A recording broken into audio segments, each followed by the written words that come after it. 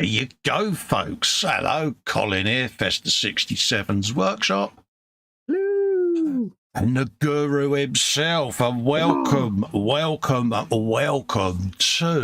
eModels Wednesday Workbench Live for our wonderful friends, eModels.co.uk, your one-stop shop for all your model making needs. He's good, isn't he? Yes, folks. Links in the description for the baneblade, so bear that in mind. I'll put my fidget spinner down there, can't I? You don't need it now, Carl. Yeah. The telly now. Yeah, we're on the telly bobs now because I may have been fettling because I'm catching excitement this morning.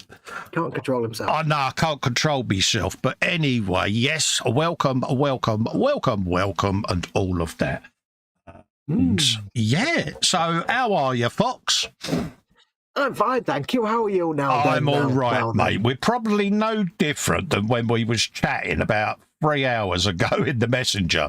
But yeah, and yeah. Have you got your quote, Andy, mate? Yes, I have. Are you ready? Have, because in the chat we have got Candy Grant for Mongo. We live in a society exquisitely dependent on science and technology, in which hardly anyone knows anything about science and technology. That was terrible.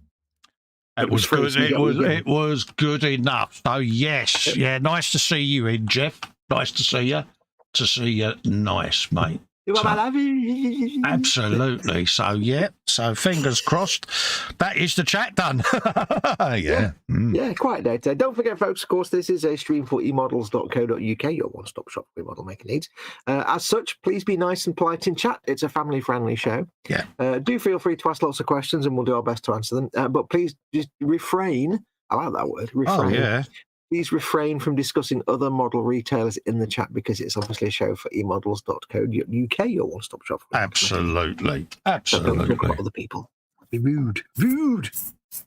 Absolutely. And yes, we are going to be moving time slot. Moving like a worm. Because in line with the Monday show, when we originally started doing these, we was going to look at bringing them in line with the eModels 9 p.m. Monday time slot. So when do we want to start this move? Next week? In about 10 minutes, I reckon. So as from next week, these streams will be going out at 9 p.m. UK time on a Wednesday. Yes.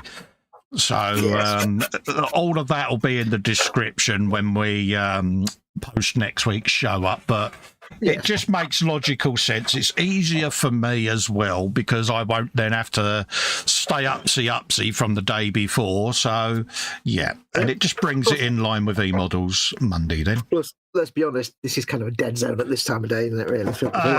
Yeah, it's proper candy and crickets, isn't it? You know what I mean? Yeah, so it was a short thing anyway, but we kind of have got to the point now where we're both about again now. We can successfully move this show where we want it to be. So yes. That's what we're going to do. So look out for that. Going to do. We'll make a point of pimping it and letting people know of the time change as it gets nearer to showtime. So yeah, there you go. I've just noticed something. What's that, mate? I've got the wobble. Have you? Oh, mate, mine's solid. Look. But let me just try with the sheet of glass, which is not wobbly with. Hang on. Nope. I've still got the wobble. God damn it. That'll be why your turret will go. You sat there the other week and went, I do it on a bit of glass because peoples, you need to make sure it's perfectly level, and you've built it crooked. How many of these have you built? Hang on. If I put it there, okay, put it there. You got a nump in your cutting mat. Yeah, well, this is on a piece of glass now, flat glass, so it seems to be, clearly my piece of glass isn't flat either, is it? I don't know. Anyway, no, the glass isn't flat, the bench isn't flat, because it can't possibly be that the baneblade's built crooked, could it, mate? The entire world's got a lump. The entire world's got a kink right about there. Yeah, don't worry about it, mate. It is what it is. It is what it is. Fret not, dearest. Let's get some Right. done, Yeah, let's get some work done because I've got me big boomstick built from last week, so I can put all of those things secretly in. Well, I'd say that won't go in there because it's too big a pillock. But yeah, so you're screaming ahead of me. How far? What have you got? Else have you got on yours done? I've got me exhausts. I've got a turret, which needs to be fettled with, sanded, and all of that. And I'm going to be doing all the ancillaries today, guns and stuff like that. Guns. Cut everything off the sprues and sand it, and then all the little bits that need magnetising, I'll put in a bag and throw inside. And then I know then what I've got is basically going to be the end result of the kit. So, it's... What are you doing with your sponsor turrets? Are you gluing them on or magnetising them? Have you decided yet? These, I'm going to leave them off until I've painted them, and then I shall just pin them on. Oh. Yeah. Good lad. Yeah. Yeah, I think I'll be gluing mine on. So, because them pins, I mean, when it's transported, you can spin the turrets flat against the body, so it's no biggie at the end of the day, but... And it's not an insane blade. It's not like 50 million turrets. So, yeah. No. When I do mine, I'm going to have the sponsons. I'll glue the turret to the sponson bit, but I'm not going to glue the sponson to the side because they kind of fit with a decent friction fit. So yeah, that's it. So, I think. Don't know yet. Yeah, they're pretty good. Paul D. Tommaso's in, saying good morning, people. How are you, Paul? How are you doing, mate? I take it audio and video is going out. Going out okay, if you can let me know. Jeff is feeding back that the 9 p.m. UK time works perfectly for him. Noted, of course, pretty much any time works for me. Well, he's the only important person there, so in all of our viewers anyway. So if he says it's good, we'll do it. Yeah, absolutely. In case you missed it, Paul, we're moving the time slot next week to go in line with the Monday eModels show, so it'll be going out at 9 p.m. UK time, mate. eModels Monday. So that's works better for us too. This was a short-term time slot, and now we're both back about, and real life is beginning to, as normal as it can be. We can look at an evening time slot. We was going to go sort of tea time, but then we thought, actually, let's just do it the same time as the Monday show. Yes. Makes perfect sense for us. Which isn't so much for us, but it does make perfect sense. Yeah. Jeff says, video good and audio good. Thank you for the feedback, Jeff. Massively appreciated. So, I'm not as far ahead as you are, because I've only got me hull basically built. So I'm today going to a little bit of plastic card and rivet cleanup where I've got some gaps, and then I shall be starting on the degrossen turret, big turret. Yeah, but don't forget, yours is a bit more of an in-depth baneblade, isn't it, that you're doing? Mine's literally a bane sword, so, yeah. Your turret is literally one piece. I'm trying to help you out here, mate, by saying you're not that far behind. I'm, doing my due diligence. Literally one piece. So. Yeah, exactly. Yeah, no. I've got at least and your turret's 2 pieces.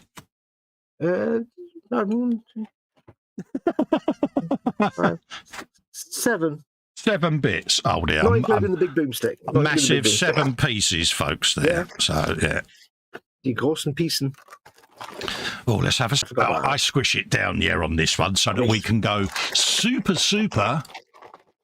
big screen because, There's some plastic card that's not.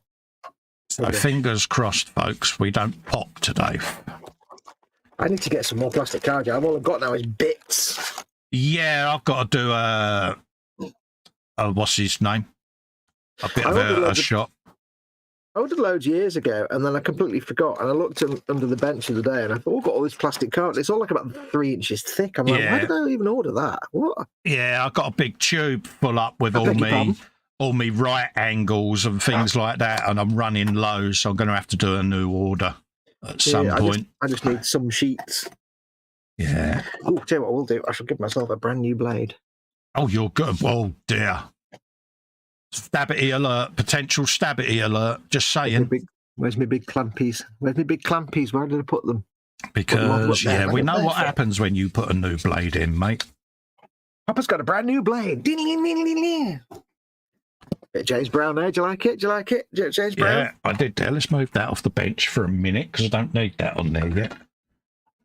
Cole? Yeah.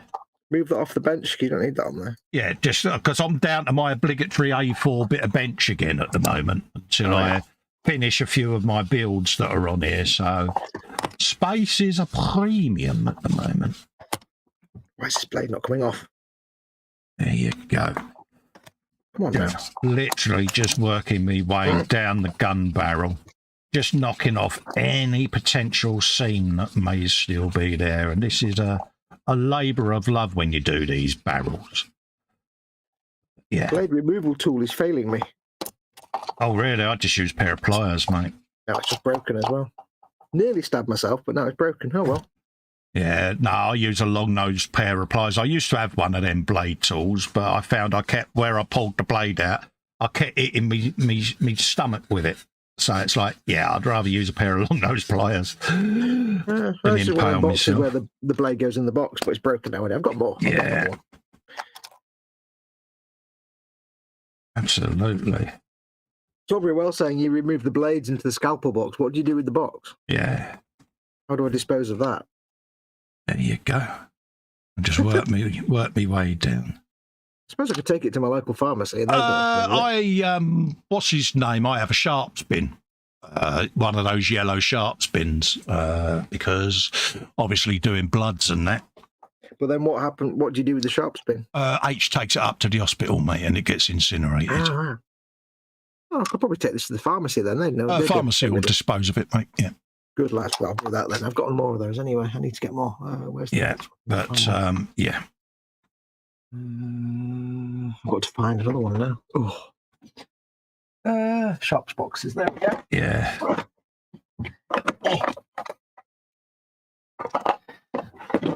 There's always something, isn't there? Absolutely, mate. There's always something, folks. Something. This blade, I think this blade's weird. This doesn't want to come off, so I'll just take it off with the pliers. Don't forget, folks, belly, bench and beverage. What's in the belly? What's on the bench? And what is your beverage of choice? Yes. Paul says, I'm doing okay. Got me tea and me cereal. I've got physio later on my back. Sorry to hear that, mate. Yeah, it's many, many years of physio I had before they said, yeah, we've got to put nuts, bolts and chunks of metal in you, mate. And yeah. So try to resist major surgery, Paul, as long as possible, mate, because once they've been in, it's never quite the same, mate. And since my first back surgery, I've had pretty much one every year, mate. And yeah, it's... You were literally clawing at the door frame, weren't you? No, I don't want to go. Yeah, and it's like, yeah, it's never the same, mate. It's not the same as nature, is it? So, yeah. I just noticed when I took the blade off, there's all this gunk under the blade. Yeah. Like, I hope it's not rust. I'm cleaning it off with some alcohol. And I thought, that'll be blood from every single time I've stabbed myself. Just yeah, you are well known for it, aren't you? Yeah. You're the only bloke I know who can cut yourself on a safety knife. Yeah, don't even think about giving me safety scissors. Yeah, I was gonna get you a ceramic knife and send it up to you. It's like, yeah. I tell you what, I actually had a ceramic kitchen knife at one point. It was brilliant until it broke. They do the ceramic modelling knives now, don't they? So yeah, Fox proof apparently. You can still cut yourself senseless with a ceramic knife, though. I know you could. I could. You're the only bloke who could break a shatterproof ruler. Yeah. Well, I had a ceramic kitchen knife, and it was the sharpest thing I've ever had. Yeah. Until it's broke into pieces. Yeah, Helen's got a set of ceramic cooking knives, of which I'm not allowed near. Nope. Well, yeah. Of which you've never touched ever. No, I haven't. No. All right, can I do some work now? God damn it. Put my alcohol away. Graham McRobert is in, saying, afternoon, Colin Fox, and good to see you last night, Colin. Absolutely, mate. It's always good to see you, mate. Absolutely. Tell you what, last night, I was I was just drifting off to sleep, Yeah. and I'd been building some bits and bobs. Mm-hmm. I was just drifting off, and I heard this little noise. And the little noise was exactly the sound of the gunner on the gun I just built rattling because he wasn't glued in place. I'm like, why would the figure on this model gun rattle? Yeah. In a completely motionless room. Oh, poltergeist. I'm thinking, is it a big, dirty, big spider in my room? So I had to go. Don't tell me the duvet suddenly went up over the bridge of the nose. It did, didn't it? I was like, the best thing to do in this situation is to just ignore it. No, I had a look. I couldn't find anything, but it's like, I hate when something just that shouldn't move moves. Yeah, we've got the floorboard from Doom in our house because it's a really old house. And this old ass. It's that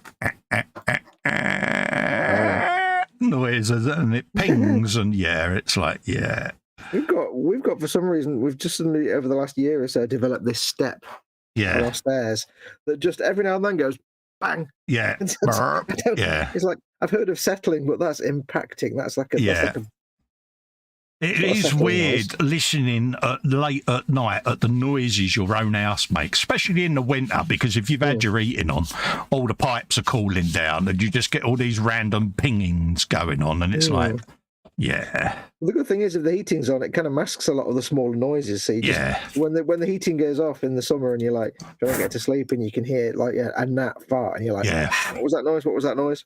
Yeah. H used to be like that when I worked nights. 90% of her time she spent with her toes curled up and the duvet up round one eye because the house making all the creaky noises, the settling noises. Yeah. It is the order of things. Oh, it was like Fort Knox when I was on nights, bless her. Why is it when I try and cut two strips the same? Stefan Last is in saying good day, Colin Fox and peoples of Chatland. We've got a Belly and Bench in. Candygram for Mongo. Belly is tea, hot, inexpensive and good. Breakfast is an omelette, which will be forthcoming when I arrive at the energy level to prepare one. Full ingredients required. If the tea is good, does that mean it's berries? Oh, I see what you did there. Because if it's not berries, it's not good. There is only one brand of tea, isn't there? Yeah. You're sold on that now, aren't you? You're so hooked on berries tea now. Yeah, it's funny. H is getting into it now, which she still likes her Earl Greys and that. But because I have very, very little milk. Literally, it's one drop if you're lucky. So the Earl Grey and that, you could have as black tea, but I like iced tea as well. See, she'll make up a big jug of iced tea in the summer, and I love all of that. Love it. Yeah, it's like have it. Oh yeah, but I do have the occasional Earl Grey, not as many as H, but I was tempted to get a smoking jacket and a pipe. Having my Earl Grey in the study. Me, the third Earl of Wimborne, in the girls' dormitory at midnight with my reputation. With my reputation, what possibly could get wrong? I'm having great difficulty cutting a strip of plastic card that's the same width. Oh, really? You've been special. It's either not the same width at all, or it's got wider at one end for no apparent reason that I can discern. It's like, there you go. That is a seam gone from the barrel. Get hold of that. Seam out your barrel. So we got rid of that. Let's clean my sander off. My sander, let's clean my sander. I'm giving up on that. There's two strips that are about the same. Go. Get rid of that. Clean out your barrel. What else have we got on the baneblade? I put my mud flaps on the front because I always like printing off a set of them bad boys. So I've got mud flaps on the front there. And they come in really handy because if you've got a slightly crooked track, which all baneblades have, this mud flap casts a shadow over the track and disguises it very well. So, yeah. There you go. That's the shadow. Down. So we've got mud flaps. Mud flaps. Right, we want a bit of spare sprue. Did it again, didn't I? You're a spare, what, B-box? Yeah. Yeah, a little bit. because this is going to be travelling, I want to kind of just beef up the bit of plastic card underneath there that the geezer's going to be magnetised on. So Magnetise edge. Yeah, we kind of tend to put a bit of sprue over it just to beef it up. I'm going to try and put another strip and see if I can get any of them matching any of the others. Yeah, which makes absolutely perfect sense doing it that way. Yes. If I was actually smart, I'd do some measuring, but even when you measure stuff, it doesn't guarantee you're going to cut it. Right? Yeah, it never works out, mate. Especially with the brand new blade, it's actually really hard to cut a straight line against a ruler because it likes to just skitter across and cut through the entire world. Right now, I could cut through the mantle. Bunko Freddy's in, says, howdy, boys. I'm at Graft at the Mo, so can't stay. Just thought I'd say hello. See yous on Friday. No worries, mate. Thanks for popping in, Freddy. Lovely to see you about, mate. Yeah, we'll catch up then, mate. I found out the other day that there's a Funko Pop called the Funko Freddy, and it's one of the most rarest and valuable ones. We like Freddy. Freddy's fine. That's what I didn't put out. I'd say I knew there was something missing, but I couldn't figure out what it was. What was it called? It's me glow. It's me glow. Yeah, it's me glow. It's me substance or stickiness. That sounded wrong. That sounded all the wrong. Yeah, all the wrongs. Right. Maximum wrongness. Yeah. So let's get rid of that. Let's slap that over there, and then that will go under there. If I'd say hello to Funko Freddy.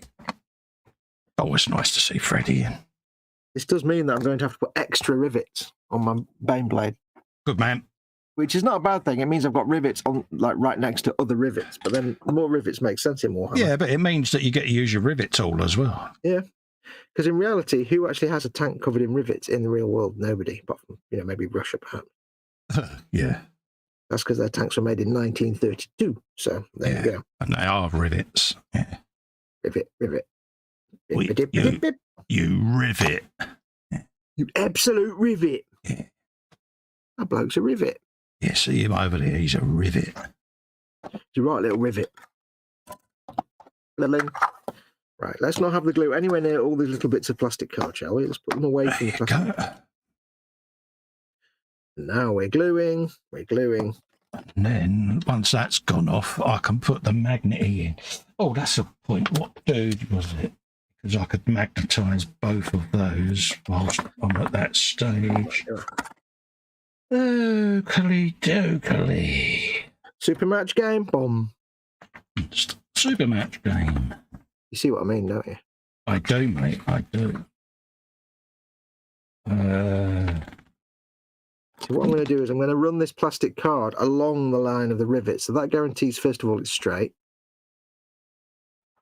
And it makes it look a little bit silly, but then I can do is I can put rivets on the other side. Yeah. And it just gives it stops it standing out like it doesn't anymore look like a piece of plastic card I've just stuck down.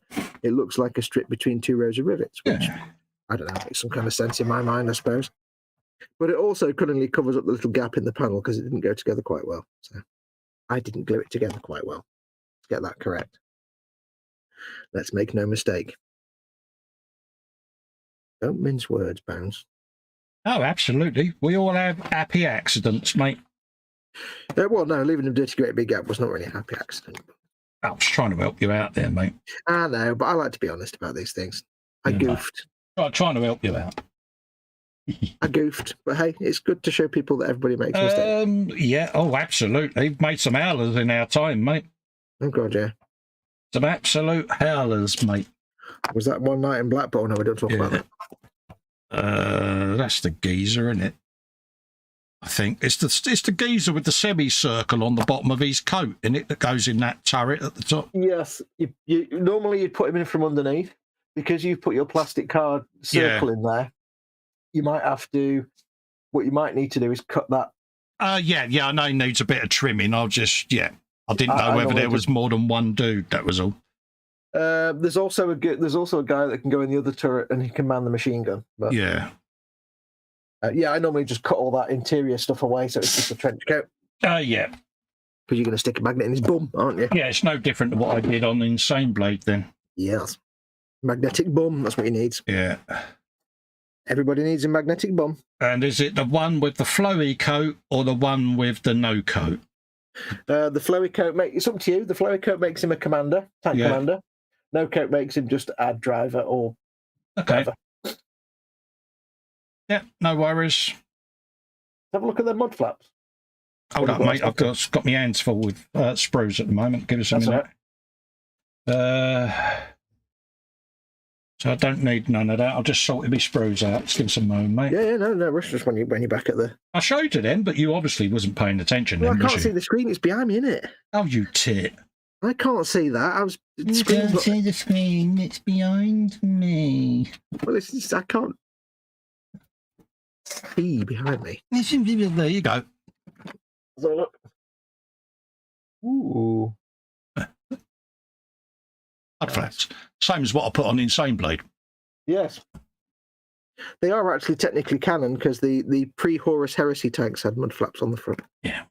The Forge World Brain Blades have mud flaps on them. I just think it looks a bit naked without them. Just my personal preference. It's one of them, isn't it? I've got nowhere to add mud flaps unless I hand make them, and I'm not doing that. So. Print you a set and send them up. Nah, it's fine. Don't worry about it. I won't worry about it then. You don't want my mud flaps? I'll be painting it by then. Yeah. It'll be painted and on display by then. Yeah. Yes. Now, we were talking earlier on, and I have decided on a colour scheme for this. Oh, good man. Because that's going to be far too wide. For two reasons. I've decided that this is going to be with the Imperial Guard. You have different companies, like you might get, the Queen's Royal Grenadiers, and then you might get the King's Own Hussar in a real army. Yeah, you get different companies with different livery and different colours. Same in the Imperial Guard. You get it's not just Cadians. You get all the different companies. Yeah, I've decided to do mine as Vresh Grenadiers. Oh right. And it's purely coincidental, but when I did the Imperial Skitter for eModels, the bill where I built the thing and put some dudes on a diorama, I just happened to paint them with a sort of sand-coloured uniform and blue armour. Yeah.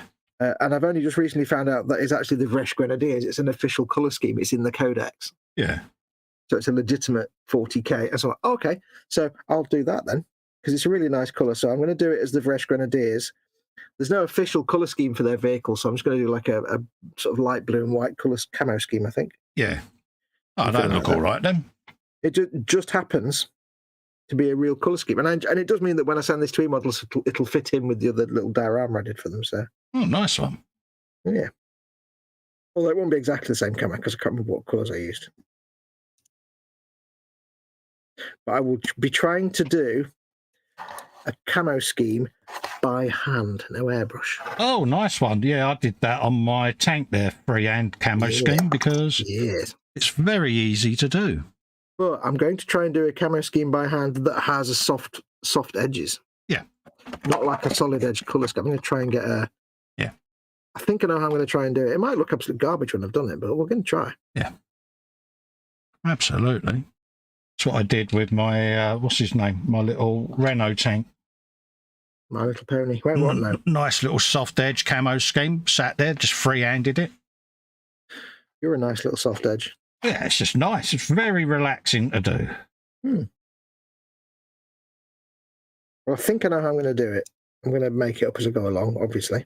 Yeah, no harm in that. So I get like a soft edge. Like it's been airbrushed, but I don't want to use an airbrush because you can't show you that on a stream. No. Apologies if I'm off camera. I'm just doing a bit of cutting.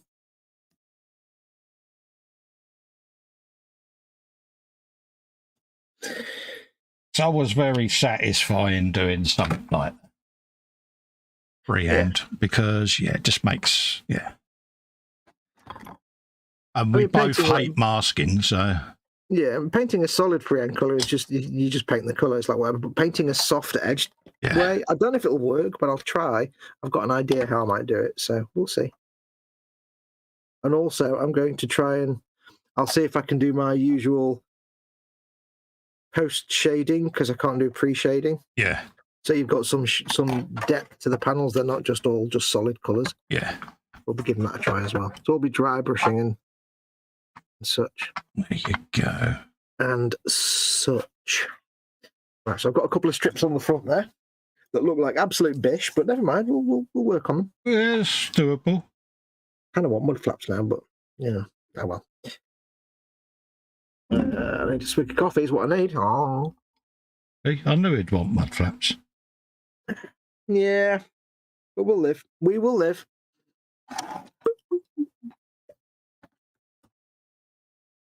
Now, what I did do is get a bit of a lumpy surface where the glue went on the plastic, so I need to sand that a little bit. Without Your removing ropey surface. the plastic card that I've just put. I'm a what? A ropey surface? Yeah. But only the finest ropey surfaces from eModels. Absolutely. For all your ropey surface needs. I see what it is. eModels.co.uk. Make something awesome. Make something ropey. Yeah. Do you know how cool it is to know that you're the voice of a catchphrase? It's great. Oh, yeah. Make something awesome. That's me, that is. Yeah. My claim to fame is the same, basically. It's not much of a claim to fame, is it really? Let's be honest. It's better than having no claim to fame, isn't it? Well, yeah. At the end of the day. I mean, I do like peas, but... And you are a guru. There is that. That's not going down properly. You ne'er-do-well. Needs to be gluing down properly. Let's just bang a bit of sprue glue along there. Just weld that in. I like to weld it. All right, so what I've done... I want it to stick. I'm not going to put a strip on the bottom because that wouldn't really... I suppose what I could do... Oh, you go careful with all these big ideas, you know. No, I was thinking I could put like a strip of plastic card to look like one of the big rubber flappy sticky out bits, but it wouldn't be straight, it'd be bendy. Yeah. And it'll just look like garbage, so I'll just leave it off. Leave it off. I'll stick some rivets on, but it's actually now, because what I'll do is I'll put rivets on either side. Yeah. So it looks like there's rivets on either side of the plastic strip, and it just hides that big, dirty, great big gap. Yeah. I've got a similar one there, but I might just leave that because that looks more like a feasible panel gap in a tank. Yeah. Because this could be an 800-year-old tank, you know. This could be like on the battlefield for 1,000 years or 5,000 years. So I'm not too fussed about that one because that looks like a rattly old tank panel gap. Yeah. So I like to think that some of these are ancient. Oh, yeah, been going around for, Yeah. Well, the Baneblade millenniums. The 40K is set in the 41st millennium, and the Baneblade was in use 10,000 years before that. So they've been around for a long time. So some of them can be quite old. I decided. In your world, yes. In my world, it works perfectly. Thank you, please. I do need to get some more plastic card. You go. Die Plastikkarten gefahrten, ja, das ist richtig. It's happy days. Get rid of all of them. Strippen und sticken. La la la. Candy Grab from Mongo says Barry's Tea, Gold Blend, Red Box, or Classic Blend, Black Box, Gold Blend. Gold Blend. Always, if you've got an option of something with the word gold in it, it's always gold. Oh, yeah. I always go for gold. Gold for gold. Yeah. Retro Rabbit Studios is in. Says, morning, everyone. It's not a valid time to be awake. No, mate. We are moving this show next week, mate, to 9 p.m. UK time. So it'll be a more favourable time for you fellas and ladies over the other side of the pond. So, other side of the pond. Yeah, we're making a change just so that we can accommodate a wider group of folks. So that was our plan to go at 9 p.m, but at first we couldn't because we both had real life stuff that was going on. But now we can make the move. So we're going to do that from next Wednesday. We like to move it. And it just brings the midweek stream in line with the Monday's eModels time. So that's what we're going to do, folks. Other side of the pond and other end of the world. Yeah. So... Don't forget the Aussies. Absolutely. They'll get grumpy. You don't want to meet a grumpy Aussie. It's never good. Actually, there's no such thing as a grumpy Aussie. No, they're so chilled, mate. They're always happy. Now I've got to put rivets on these bits, and that's going to be really easy because I've got rivets to put them next to. So You're a rivet. they're not going to be exactly the same shape or size, but hey, you're going to see this in the cabinet at eModels. You're not going to get that close to it. It'll be fine. It'll all be fine. Super match game. It could be them. Could be, how big are these ones? Could be some of them. Got geezer. Got geezer. He's a geezer. He's a geezer. He's a Here's geezer. a lady. Here's a lady. Oh, they're hex nuts, all of them. Must make you some nuts. Get your nuts here. $3 for a pound. $3.40 a pound. Right, so I think they're not quite as sticky up and round, but they'll look fine once it's all weathered. That's what we want. No one will ever knows the truth of this. Robert Dominique Cook's in. Welcome, Dominique. Hello. Hello, Dominic. How you doing, mate? Lovely to see you in, buddy. Paul Di Tommaso, how much is the River Hole Punch and where do you get it? It's from a company called RP Tools. And I don't know where you can get it from. I know eModels don't stock it. And it's RP Tools from their website. Yep. And it's like 100 and something quid. It's not cheap. You also get the ones that make your nuts and bolts as well. Yep. You get one that do nuts, bolts, you get hex nuts, round nuts, like all that. the nuts. There you go. And it doesn't come in this case. This is one that I 3D printed, but yeah. There you go. And as you can see, it really, really works a treat. I don't think eModels stock it. Have a look on the eModels website. They might do. I can't quite remember now. Sure, they'll be able to get you one. Yeah. If you want to, give them a shout. They'll be able to get one in for you. What that gives you is it gives you proper bolts, rivet heads, and all of that lot that you can add to your model. You're a rivet head. Yeah, so like that, all the way along there. You're a proper bolt. Yeah. You're a right proper bolt, you are. You're a melt. A melt? Yeah, a melt. What's a melt? It's a melt. It's just how can we say? It's a slight insult down south. Oh, you melt. Someone that is not very intelligent. One of them. Yeah. It's, how can I say, less offensive than the way that a certain model making brand is pronounced. Think about it, but don't say it. I can't think of it. I don't. I'll text you because, yeah. Never try to explain anything to a guru when you're live. Yeah. I'm trying to think. I'm not going to say the name because it is so derogatory. Yeah, no, I'm thinking of all the model making brands now and nothing's sticking to mind. Yeah. So now we're doing the rivets. It's riveting, this is. Do you see what I did there? Yeah. Do you see it? Check your messenger. I will do. But yeah. So it's a less offensive thing to say. So yeah, it was translated into melt. So I think I figured it out actually. Yeah. In my brain. Oh God, we got there in the end, folks. Well, yeah. Yeah, no, cogs at the were. Well, I was trying to think of different manufacturers. I'm like, what? It's also a northern insult as well. Yeah. So yeah. Merciless. Right, so the one thing I've realised that I'd forgotten completely is when you put a brand new blade on your knife. Yeah. And then you try and put your rivet on. It's not want to let go of the rivet. It's like, you really no. I'm used to jamming my blade down to pick the rivet up. Oh right, yeah. You've not got a pickup tool, no. No. I've got a China pen somewhere. Wax pencil, no. Yeah, I've got one of them, but I don't know where it is. It's in a place. Not got one of. Oh, there it is. Not got one of them pickup tools either. Then. No, I've got a wax pencil. I haven't got a pencil sharpener. Oh God. The thing is, they're tiny. It's easy just to touch it with the blade, but I'm used to pushing the blade down. I'm ready to do that because I've got the world's sharpest blade on at the moment. So yeah, I could use a tweeze, a single tweeze. Yeah, could use a tweeze. Yeah, that'll work.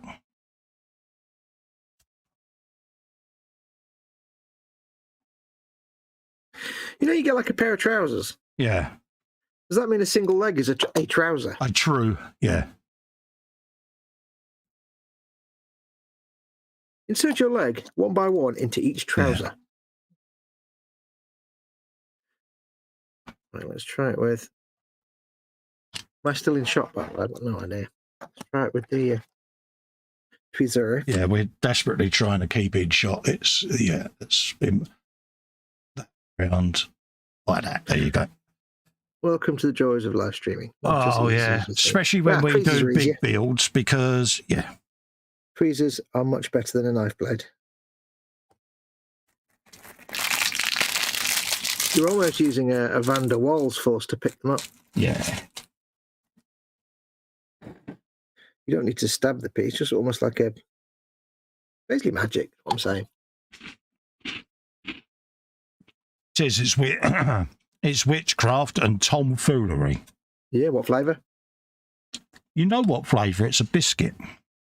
Well, biscuit flavour, then, isn't it? I know, but I'm asking for the audience, not for me. Yeah. I'm asking for the people that don't know. It could have any kind of flavour in it. It could be flavour. Yeah. There you go. It's got an arm. Armless. Hey, by heck. I like doing rivets. It's fun. Good fun, isn't it? I shall take some time out. Oh, you git. I shall take some time out this evening, perhaps, to make some rivets for you. Yeah, I find it quite therapeutic just sitting there doing it. I mean, I did mine on last week's show. It's not loud. It's just, you don't have to beat the bejesus out of it like Bob Ross, mate. It's only a light tap. Which means I'll be hitting it like it's a. Yeah, you don't need to hit it like you're trying to, knock down an 100-year-old barn, mate.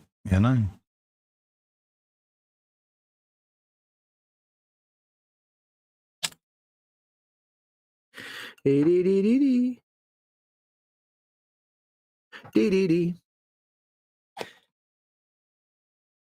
I don't know why I started doing this, like just hiding gaps with plastic card and rivets. It just, on Warhammer stuff, it seems you can do it because it looks more. Oh, I didn't even pick one up. Looks more authentic. Well, it fits with the look of the thing. If you try doing this on like a Spitfire, of course, it'd just be stupid. But if you're doing a Warhammer that's basically made of rivets, Warhammer vehicle that's 99% rivets, Orc, then you can kind of get away with it. And it's a lot less hassle than using fillers and all that kind of stuff. There's nothing wrong with doing that, but, I'm just lazy. Absolutely. There you go. That'll keep his hand in place. Leave him over there. Use fillers? He's going, it ain't there. It's over there, yes. Is he pointing? Is he pointing? Is he an officer? Oh, yeah, he's proper pointing. He's like, it's over there, you spud. Right, point your bullets over there. Yeah. And, this way. So we got him poking out there going, oi, yo, send it over there. Yeah.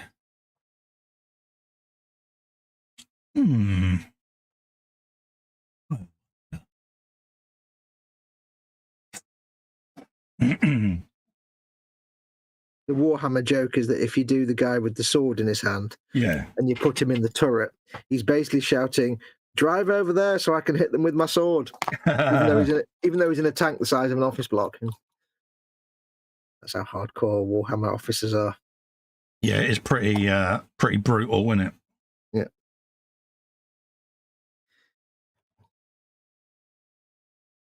The idea of sitting atop the world's biggest tank and wanting to hit the enemy with the sword. Right, so we don't need any of that. Okay. Disassemble. Nobody can see what I'm doing because my hand's in the way, unfortunately. But never mind. Apologies, folks. Yeah, what do you like? What are you like? Well, unfortunately, I've got to hold the glue in one hand and the tweezers in the other, so... Lynn Dipple's in. Hello, Lynn. How you doing?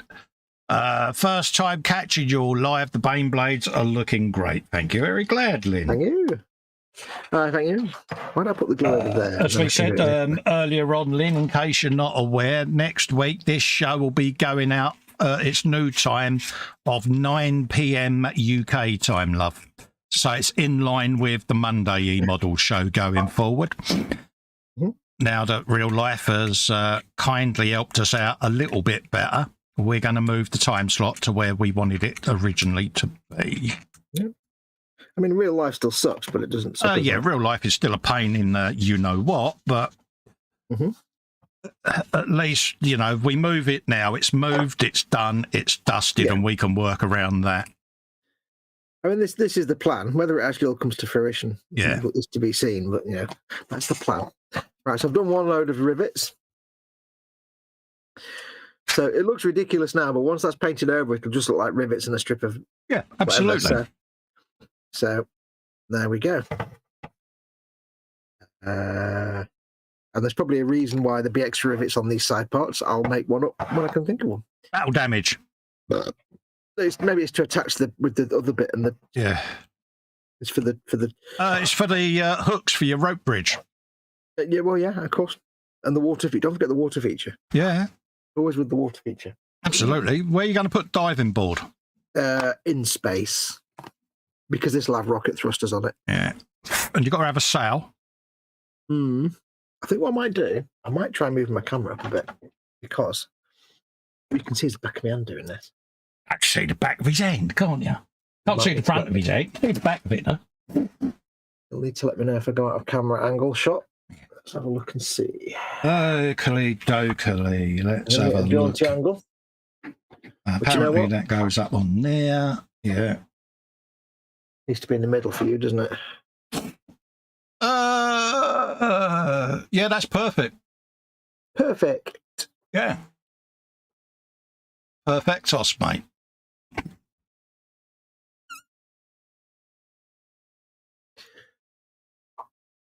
Cool. Paul Ditzmasso's found a set for $60 somewhere. From Micromark. Yeah, I say this is an eModel show, so we would say contact eModels to see if they can get one in for you. Yeah. Yeah, because it is an eModel show, of course. Yeah, we don't mention other retailers. Of course, the thing is now in my way. The camera's in my way. Oh, gosh darn it. I'm going home. See, that's why gimbal. Get yourself a gimbal. I've got a gimbal. I've got a gimbal. It's just getting my camera in the right place. So you're not seeing the side of my head. Didn't even change my focus, did it? Yeah. I'll get the stuff. Jeff Light is in, says, good afternoon, Colin Fox and everyone in the chat. Good afternoon, Jeff. Lovely to see you in, mate. And all of that. Jeffrey. Always nice to see you in. My camera's really warm. I never realised it got warm. Yeah.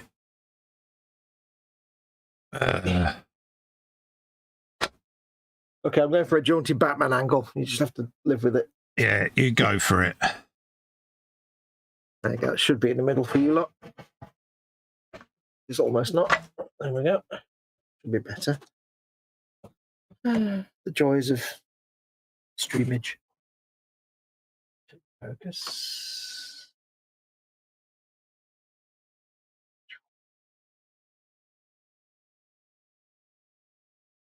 That should be in focus. Let me know if it's not. Yeah, you're right. Right, should we actually get some work done, Fox? Yeah, go on then. Okay. Yeah, it would be good, mate. Thanks, Mum. And what you watch now, you see at the top of my head. Yeah. Because I can't win. I can't win. I don't want to put that on yet because I've got to paint it. Right. Don't put that on there yet, Cole. You've got to paint it. Yeah. Is there an echo? Yeah. Right. Let's build the other Sponson. Sponson. Oh, drop me bit. Yeah, let's build that. So let's, for a start, remove that. Bung that in there. Or bung that over there to let the Rupert do his pointing over there. Don't need me super glue and all that. Not necessary. We're pointing. Apologies for reaching over in front of the camera, but I'm just trying to get myself a bit of workspace. Right. I'm very optimistic, trying to get some workspace, and it's never going to happen. Absolutely. We try these things, though. How long have you been making models for, and you still think you can get workspace? Yeah, I know, but it's nice to try to be optimistic, isn't it? Yeah. Got a pair of them to go on, ain't I? There's optimistic and then there's naive. Yeah. Athol McNichols in saying hello, afternoon, chaps and ladies, if about on this drizzly, rainy day. Hello, Athol. How are you, my son? All right. So, yeah. He's sitting there going, oh, all right, geez, how you doing? I'm suddenly very hungry. I don't know why. Oh, with the dropping of the rivet. In a very Festa drawl, but with a twinge of Scottishness about it. Right, so we got all of them. Have some of that. Right. Before we make a start, we need to drill out a barrel. Drilling, dum, dum, dum. Drill out a barrel of fun. Drill out the barrel. Moving on. Where did me drill go? Oh, doofus, where'd you go? You've had a move round again, haven't you? I know where the drill is. It's underneath the arches. Where it is? See what I did there? I did.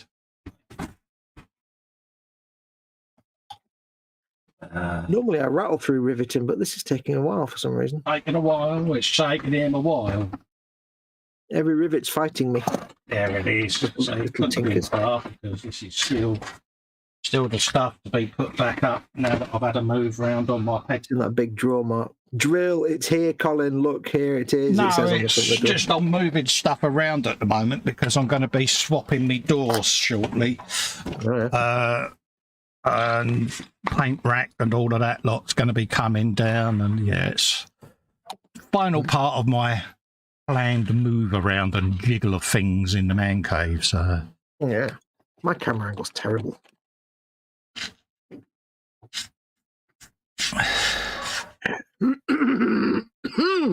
Hey mate, it is what it is.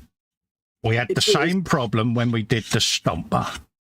Yeah, it's just there's some days when you just cannot get an angle that you like. It's like sometimes you get the camera set up and you're like, this is brilliant, and then sometimes you're like, everything looks like garbage. Don't stress over it, dude. I'm not stressing. I'm just like, I'm determined to just win. You're such a diva. No, I just want the camera angle is all wrong, lovey. No, I want it to look goodly. Olivier would be proud of you, dear. I want people to have the best look of, see what I'm doing. If I'm in focus, let me know if I'm not. I know what I can do. Universal focus tool. Da, da, da, da. I'm really hungry. Why am I really hungry? Because you're hungry. I have a sudden meat craving. Steady, Neris. It's also known as being awake, basically. Yeah. There you go. My hand's going to be in the way again, but you know what? There. No other way to do this.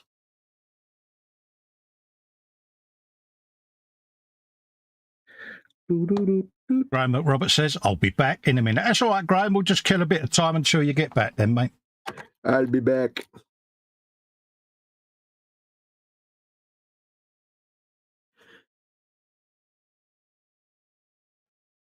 Go. Yeah. Sponge.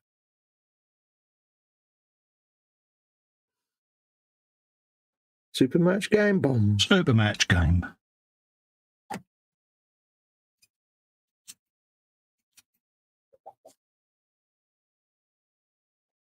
Because you can't not drill out your barrels. Drill out your barrel. Oh, I'll tell you what I found the other day, and it made me supremely happy. What's that? The guy that wrote the Time Team, all the music for Time Team, Yeah. all the incidental music in the background, he put it all on Spotify. Oh, really? Yeah, it's all there, all the background. I'm like, oh, Ah, brilliant. Download. well, it was on SoundCloud for a while, and then Time Team started making stuff on YouTube again, and it went off SoundCloud. So I thought, oh, they must have like obviously paid him to use the music again. He's taken it all down because it's now in use again. But it's like, no, it's now on SoundCloud. Yes. So now I know what all the different pieces are called. It's like, yeah. I'm in soon to a video near you. Yeah. No, you can't use it. I'd love to, but you couldn't use it. I was reading through the comments because Time Team are making videos again now, but they're doing them on YouTube, free for everybody. They're not on telly. Lyd, you said that in the chat the other day that you couldn't find your tools, darling. I'm sure they're in a box somewhere, love. They'll be in the last place you look. Yeah, they're staring at you, mate. Yeah, laughing at you, mocking you. They'll turn up. Yeah, there's somebody in the comments of one of the videos saying, "Great show, but I really can't get on with the music." And I was like, and everybody was like, "You've never watched Time Team before, have you?" Yeah. It's kind of part of the charm, the same music.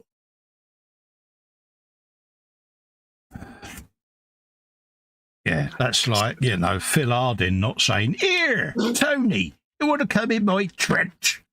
Yeah, it's a shame that Phil's not in it. Yeah, legend.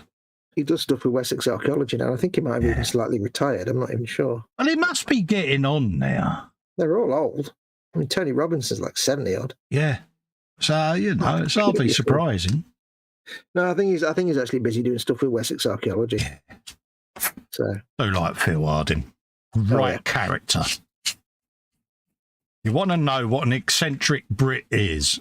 Phil Harding's the man. Oh, yeah. He's a legend, mate. Got cult status in this country as Phil Harding. Legend in his own lifetime. Right. There's the lid for them bits. Oh, sorry, bang the microphone. That's deafened everybody. Where's my rivet lit? There it is. Well, that's my rivets done. Remember, folks, if you want to grab one of these baneblades, the link is in the description. Bear in mind that the baneblade has changed recently. Now it includes an extra sprue, but you might find that eModels are still running down some of their older stock. So yes, there you go. But yeah, I don't know if they have the new SKU in stock. Yet. So if you buy one from eModels, it will. If you read the description at the very bottom of the description, it will say. It will tell you. Yeah.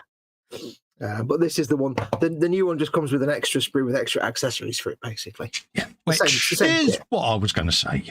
Yeah, it's basically the same kit, but extra bits. There you go. That's the rivets done. Looks like a pearly queen, doesn't it? Or something? It does. Roll out the barrel. Yeah, once that's primed and painted, that'll just look like part of the top. Yeah. Absolutely. But don't forget, Lynn, as well, if you do get more modelling tools, you've got twice as many modelling tools as anyone else. Yeah, you can never have enough tools. Absolutely, mate. Jeff Light says the Rupert that's pointing is probably saying, "It's over there, you horrible little man." Yes. Cuthbert, it's over there.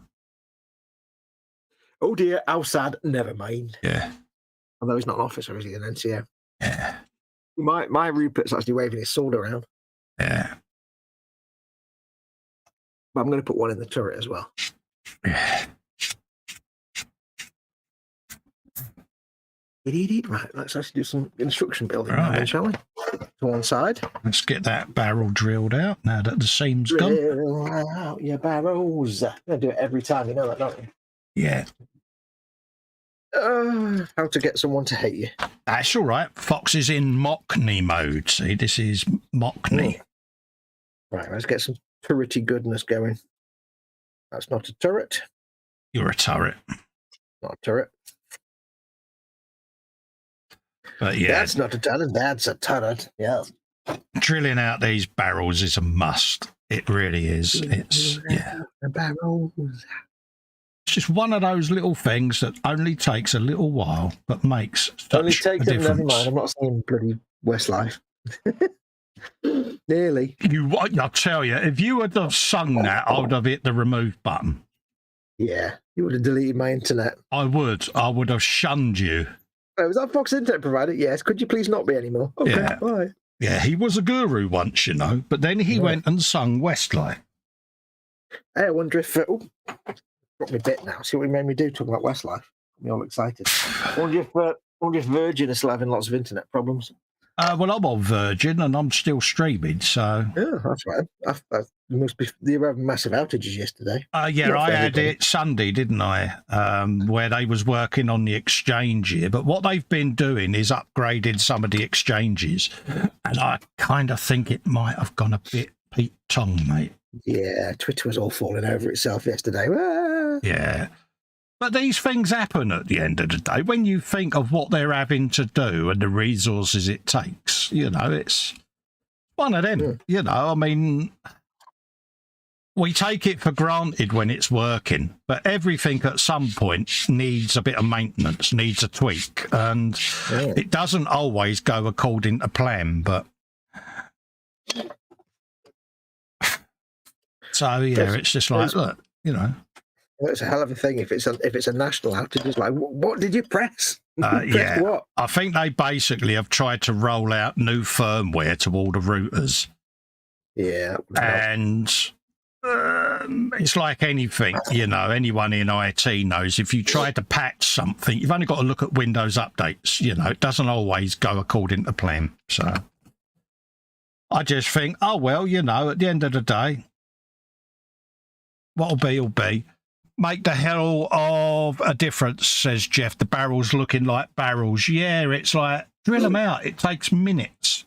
But it does. It makes a hell of a difference to it. And I tend to use my little old airbrush needle, you know, the old reamer. And I normally just stick that in the tip of the barrel just to make a little pilot divot. And then gives the drill something to chase into. So I guess you're doing the bolters then for your, for your sponsor. Yeah. Them out. I love the fact in the instructions it shows the piece that goes on the back of the turret there. Yeah. But it doesn't show you what it actually looks like from the front. So you're looking on your sprue and you're like, you have to turn over and look at the back of it. Yeah. Because they're not numbered, these parts. You have to have a keen eye for like looking at the back of panels. Make sure you get the right one. Look at the panels. See what I did there? I did. You loved it, didn't you? I do, yeah. You were very impressed. Jeff says, that's a good idea, Cole. Yeah, it is, mate. It is.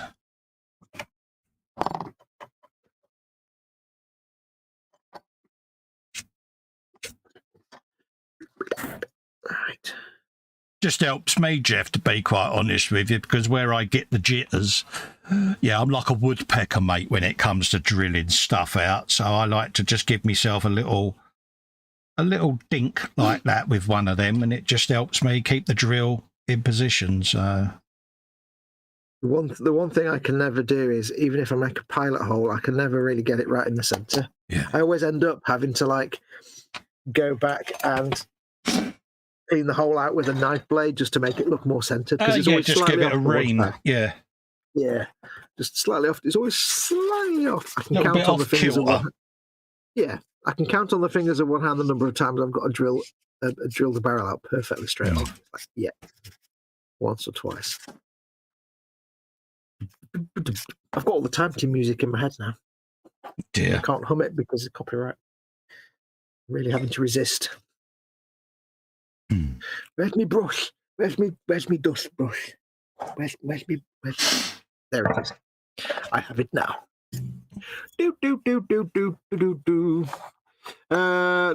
Dominic says, then you haven't seen my tools yet. That's shocking. Mathol says, as long as you've got a set of screwdrivers, a hammer, and a super glue, then you're halfway to owning a toolkit. Exactly. Stefan last had to go for a little while. Not sure I'll be back before the show ends. If not, see you next time. That's right, Stefan. No worries, mate. Yep. Yeah, we're just going to keep going as long as we can. Just see how we get on, really, Fox, isn't it? Any time is good time. Absolutely. Right. So, what have we got? We got plates, and more plates. Get your plates here, 3 for a pound. 3 for a pound. Right, so we have got. Let's put that away for a minute because we've drilled out them bad boys.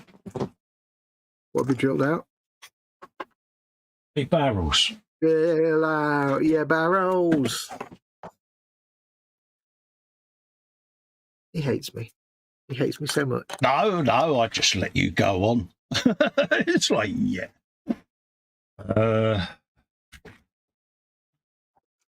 Have you a bit of him? Right. Sponsor. Suddenly got a big craving for noodles. Oh. Ooh. Oh, yeah, now you're talking. Oh, big fat udon noodles. Ooh. Yeah. Retro says, I suppose I should get out of bed at some point. Just chillax, mate. If there's no reason to get out of bed, don't get out of bed. Yeah, mate, just chillax, mate. Unless you're Mum Wolf, in which case, get out of bed. If your boss wants to know, just turn around and say it was the GNU's fault. He'll understand. He'll go, yeah, I know the bloke you mean. It was the GNU, and not the T-GNU, the model GNU. Just say it's his fault, mate. I'll back you up. Trust your Uncle Festa. And if he calls me and says, are you the GNU? I'll say, I'm a GNU. How do you do? Yeah. I'm a GNU. How do you do? Yeah, I like Typhoon. Other brands are available. Yeah, but they don't work with that advert. Yeah. Yeah, could you imagine the GNU with Barry's tea? I'm a GNU and I like Barry's tea. I'm a GNU. How do you do? I'm drinking Barry's and... yeah. It's much better. I'm a GNU. My name is Larry because I'm drinking... Yeah. Typhoon's terrible tea. Other teas are available, but Typhoon, don't go and get Typhoon. Or any of the other brands of tea. Just get Barry's. Barry's tea is the only one. It's a bit mingy, isn't it?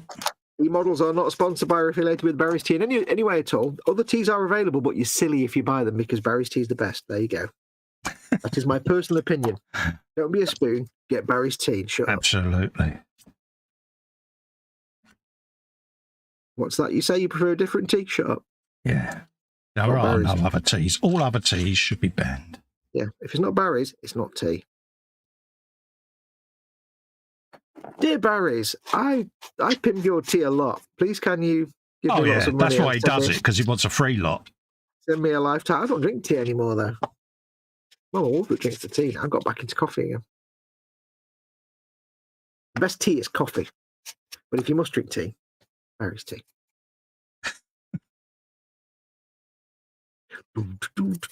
Changes more times than Michael Jackson's nose, doesn't he? Yeah, well, the thing is, I might get back to tea when it's summer. But the thing is, it's more just a case of I can drink coffee when it's gone cold, so I can take my time. I can't drink tea when it goes cold. It's foul.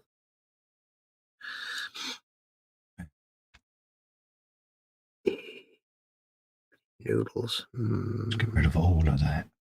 Got loads of packs of proper, like, nom-shim ramen and stuff downstairs. Oh, have you? Oh. They're all vaguely spicy, though, which is a bit of a doubt. So I might have to just make them without the...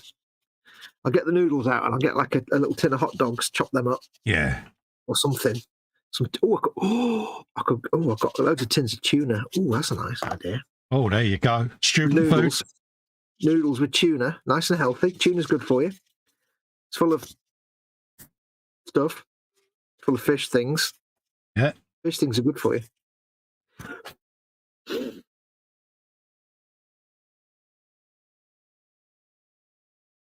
I would have some muesli, but we haven't got it in. It was rubbish for noodles. Yeah. Athol says, Tetley tea by 99 used to be the slogan. Is Tetley still about? Yeah. That was the one with the little cartoons, wasn't it? Tetley tea. With the Fred.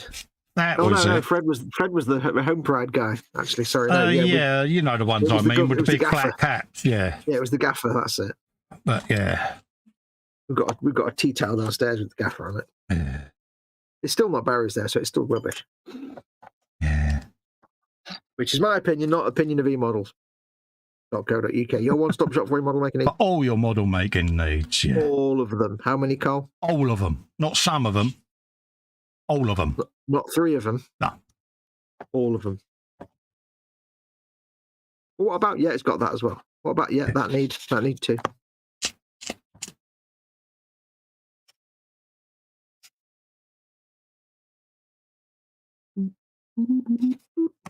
Don't forget, folks, ask us lots of questions in chat so we can have stuff to talk about. Exactly, yeah. Otherwise, we'll just get carried away doing this and we'll just sit here quietly sanding and stuff, because that's what I'm doing right now. Getting carried away. Well, Dave was in then. Hang on, let me just... I've not got anything rattly. That's him. Does like a sandow, Dave. It's like Wilson, Keppel and Betty. Like you and about 3 other people will get that reference. Yeah. The rest of the world, not so much. Are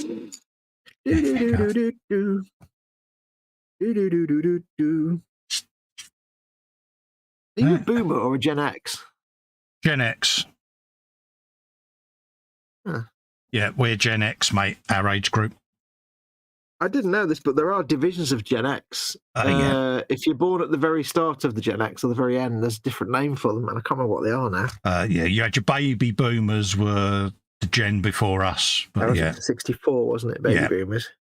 But I think 65, 6, 7, and 8, I think, are Gen X, but there's a subdivision called something. It's a really cool name as well. Yeah. Yeah, Generation X, we are.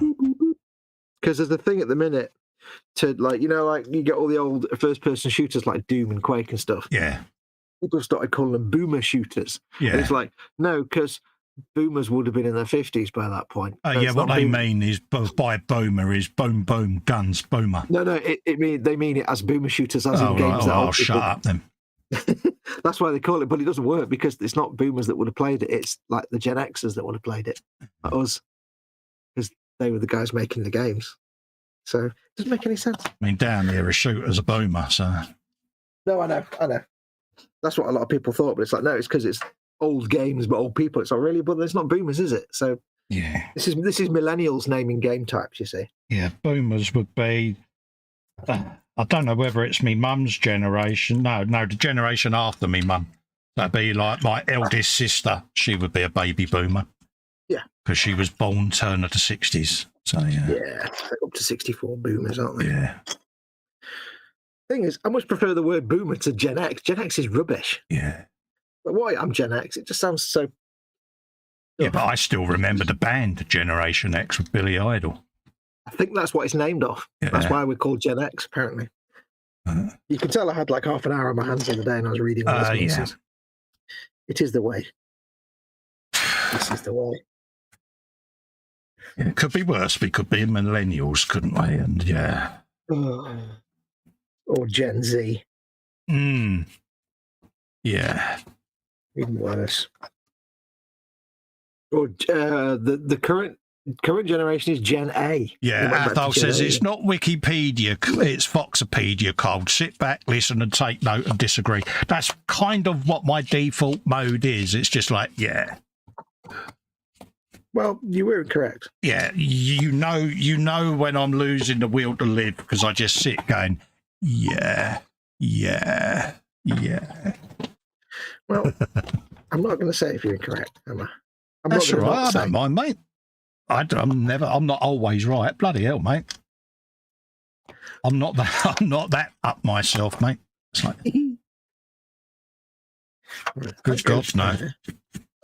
I know nothing about anything and anything about nothing, and I stand by that. Mm-hmm. All right, that goes. I built these turrets so many times, and yet I still have to make sure I'm doing it right, because you never know. Exactly. Don't be so precocious as to assume you know what the hell you're doing. Yeah. You know what happens? You mess it up. Absolutely. That's the problem we have the minute we start thinking for ourselves. That's when it goes wrong. Yeah, you think, oh, I know what I'm doing here. I'll do this. Oh, yeah, I forgot that bit. Oh, yeah. Yeah. Now I have to remember here to put some plastic Lynn's a card in baby boomer. Paul D. Tommaso says Gen X, we're all mutants and part of the X-Men. Absolutely. Jeff Light says Bay Boomers is 46 to 64. Yeah. There you go.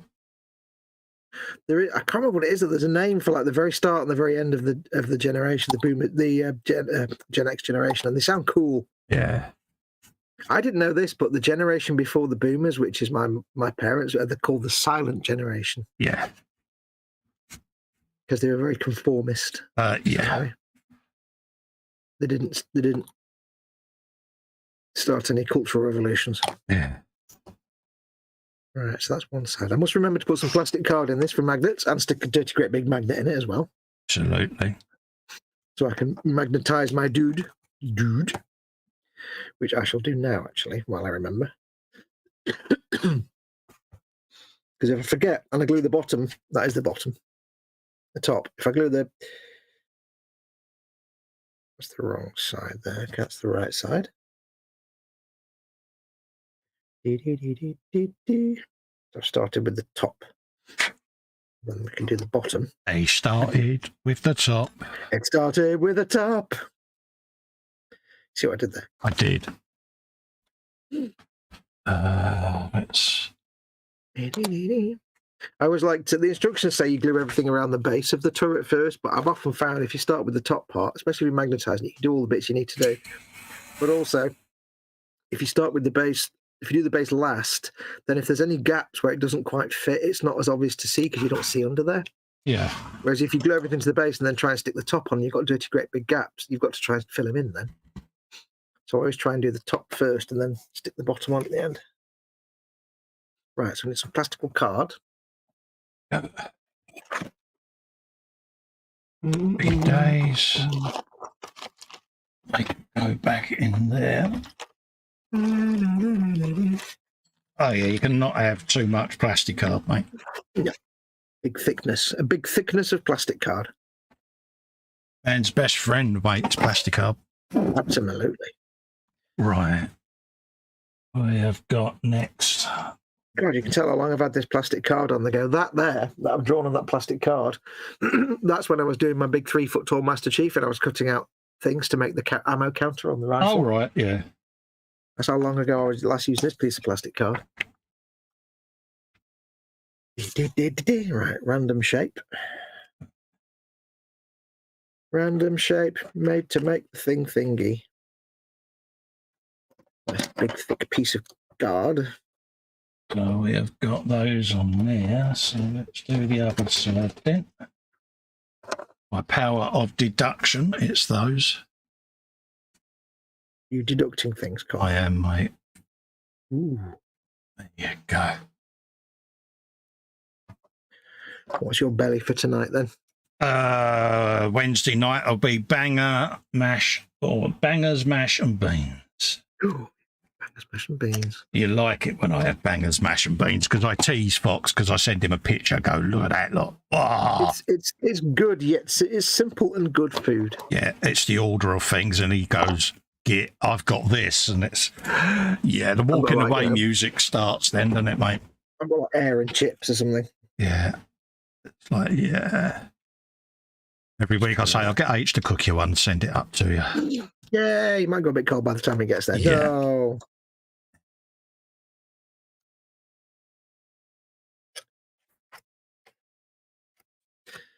Yeah. D-Day at the end of the week, Home Alone. Dun, dun, dun, dun, dun, dun, dun. Oh, yeah.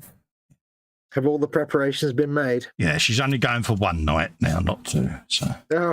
Oh no. Yeah. How little you are trusted. Yeah. She's like, yeah, it makes sense, she says. I was like, think yeah. of all the cricket you'll miss. Oh, Yeah, you really don't trust me, do you? Yeah. Think of all the bits you'll miss in the cricket. You need to stay there long enough. Oh, you should have gone for two. Yeah. And I think deep down, he's just got that fear. Yeah. Deep abiding terror. Yeah. I don't fear is the right word. Terror might be the better word. Foreboding. Yeah, I think Al says his belly tonight is going to be spag bowl. Can't beat a bit of spag bowl, mate. Can't. Make a mean spag bowl, mate. Yeah.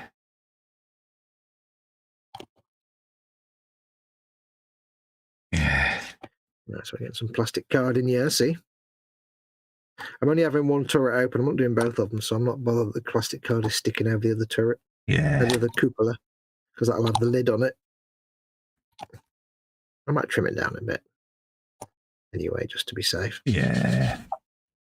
But the reason I'm doing this is so that I can have the tank commander in the turret, but I can magnetize him by putting a magnet under there. And so when I send this to eModels, I can take the guy out of the turret. Yeah. For shipping. Exactly. Makes it easier. And all you do is you just paint that as black as you can get it. I use ink to paint it because it's the blackest black you're going to get. Yeah. Give it a coat of black ink. It'll be totally black.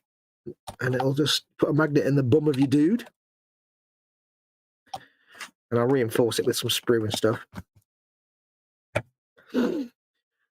So. Exactly like that. Yeah. I need a magnet. These proper resistant fit. But he does come out. He'll have a tinsy wincy little magnet put up underneath his Harry. Yep. So yeah. I always like to put a big one underneath, just because then it's going to be in the middle, roughly, more or less. Yeah, pretty much. I tried putting a little one under once, and it was terrible because the guy was like in the wrong place. And it was like, yeah, he goes to one side, doesn't he? Yeah, and especially if it's like the kind of commander where his hand sits on like a weapon, or yeah, mine's got his hand on the ring of the turret. Yes, Daddy. I did say of the turret. You did. You clarified.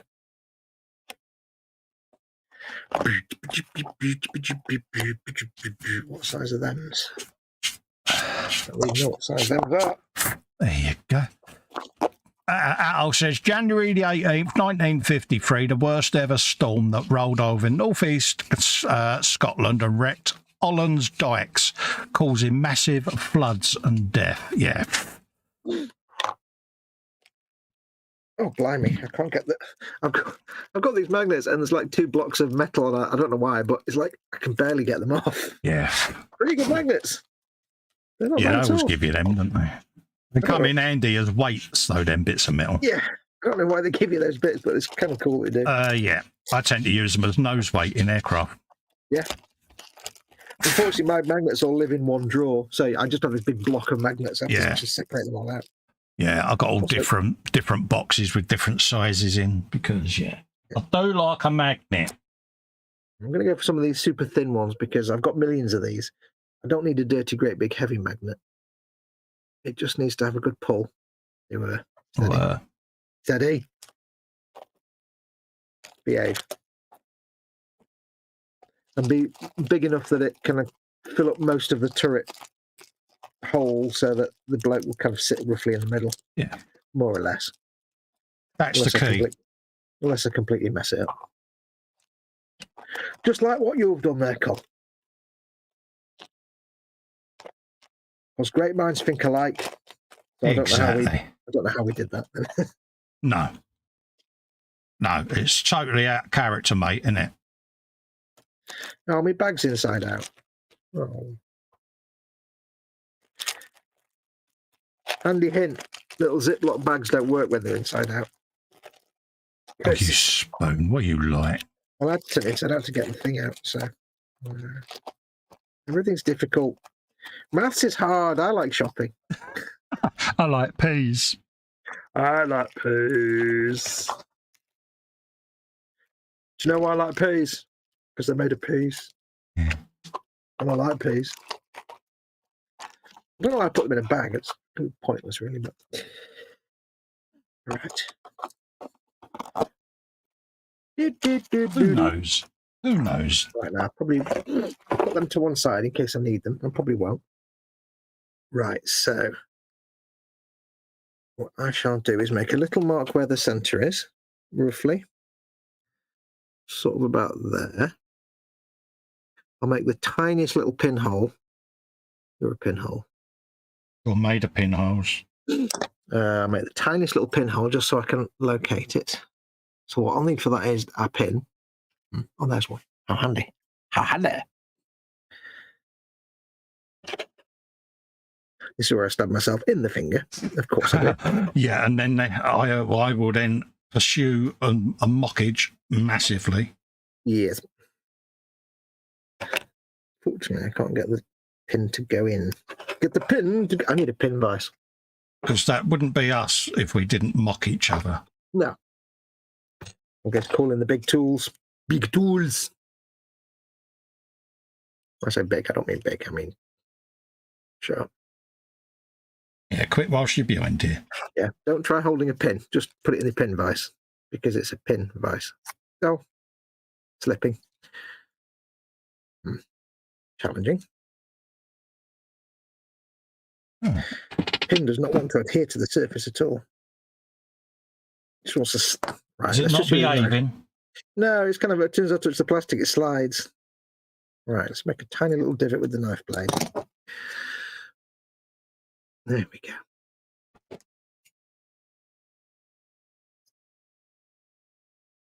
That resounding squeak of a pin vise is brilliant. Oh, isn't yeah. it? Oh, yeah. It is the best noise in the world. Lynn's off.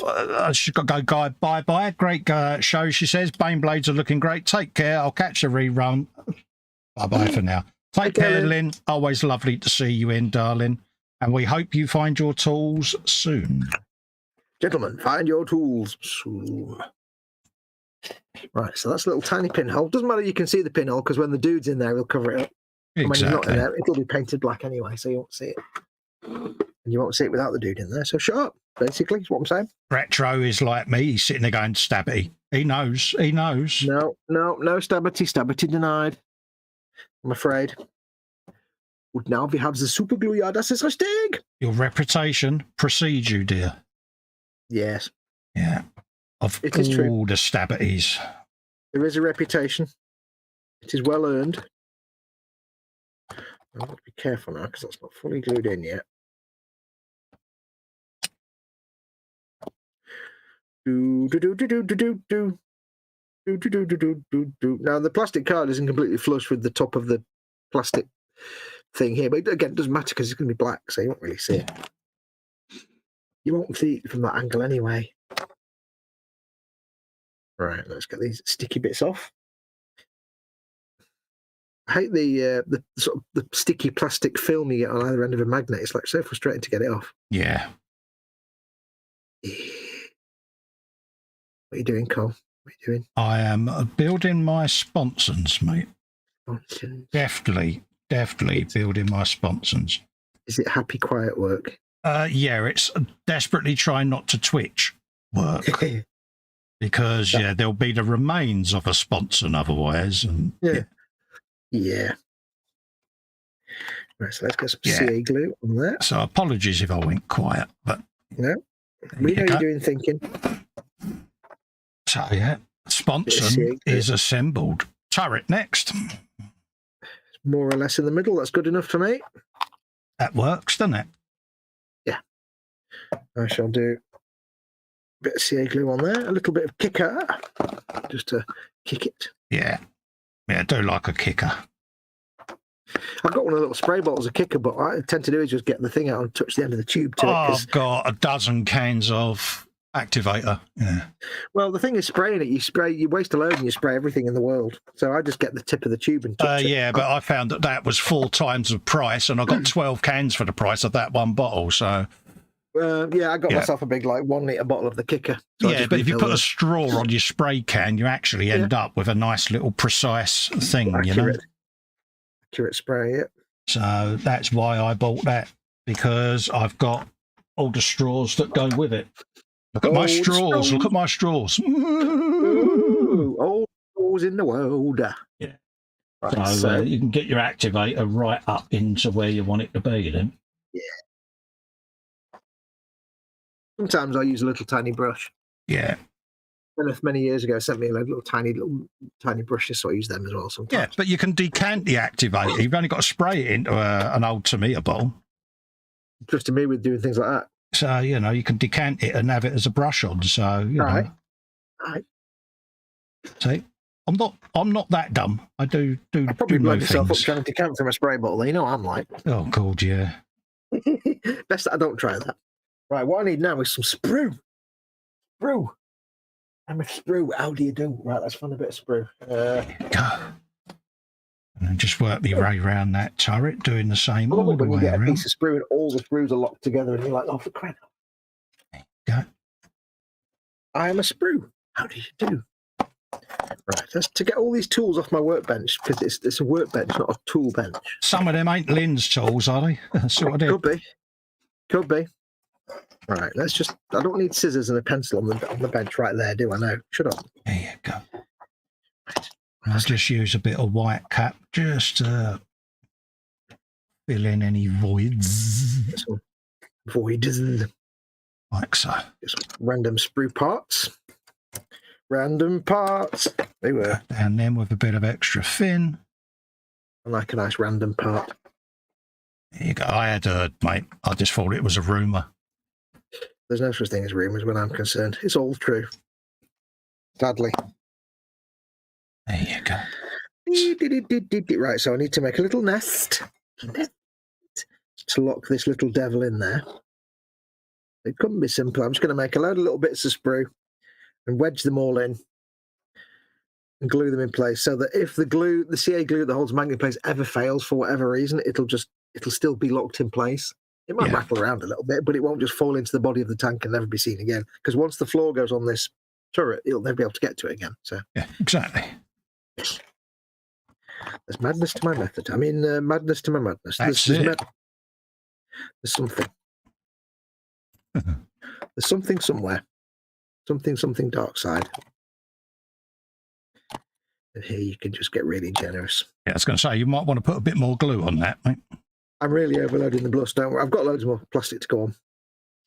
I'm really overloading this brush like Billy-O. Sure it doesn't need any tape as well? Yeah, I might need to put some tape on it. Tape's always required. Absolutely. Always the right answer. What's the right answer? Tape is the right answer. Bit more off of that. It also helps to make the little piece of plastic card a bit more rigid. Yeah. When you're taking the dude in and out, you're going to be bending it. If you don't put anything to reinforce it, the CA will give way and the magnet will fall out. So it's all just reinforcing. Absolutely. Basic engineering, or as I like to call it, making stuff up and hoping it works. Exactly that. Yep. A little piece for there. You're a little piece.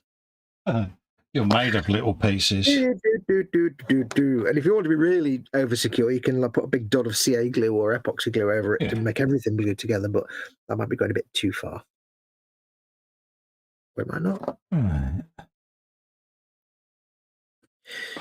If anyone tries to sneak up on us, I'll smell them coming. Or I might not. We shall see. Let's get rid of that. You'll find out all these things when you play Skyrim, Cole. I know. Scary, isn't it, eh? Yep. Because somebody has an Xbox now. I know. I'm so happy that you've got an Xbox.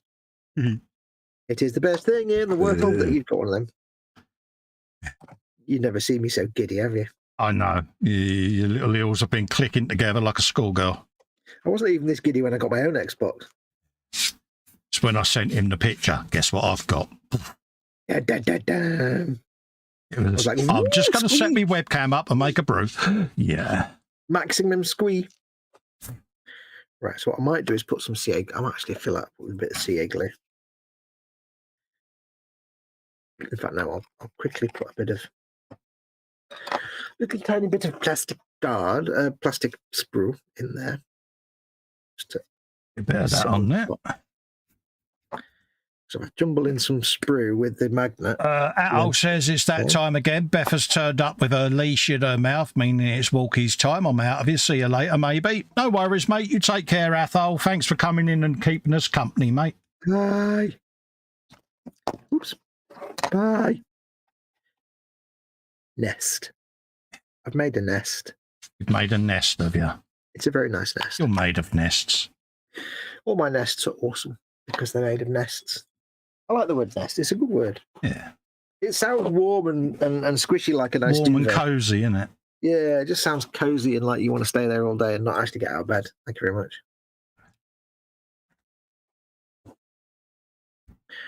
Daddy or chips? Nest or work?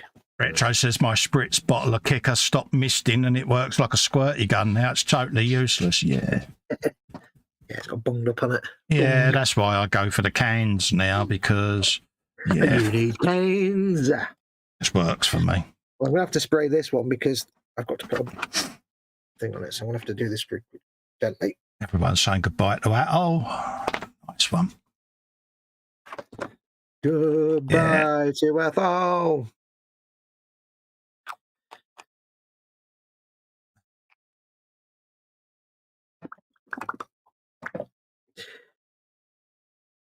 The only thing with Kicker that I don't like is that it doesn't really matter because you can clean it up, but when you're making a model and you stick some photo etch or whatever and you do your Kicker, if you get a little bit too generous with it, or even just a little tiny bit, it goes all that misty stuff that then, as the Kicker runs off down the model, it gets all that misty, fluffy stuff all over the place. It's like, oh. That's why you have a fiberglass pen, mate.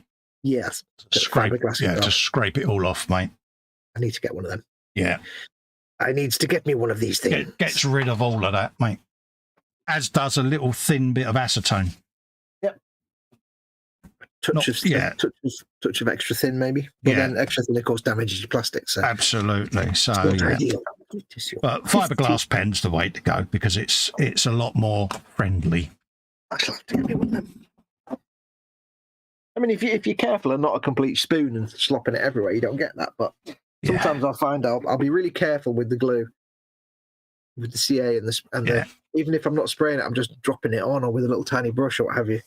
And if it just runs into a panel liner somewhere, it can, and there's a bit of CA in there as well, it can just frost up and it's like, whoa. Yeah. Doesn't do any harm once it's painted, but it's still annoying. Right, that's my little nest made. It's glued in place.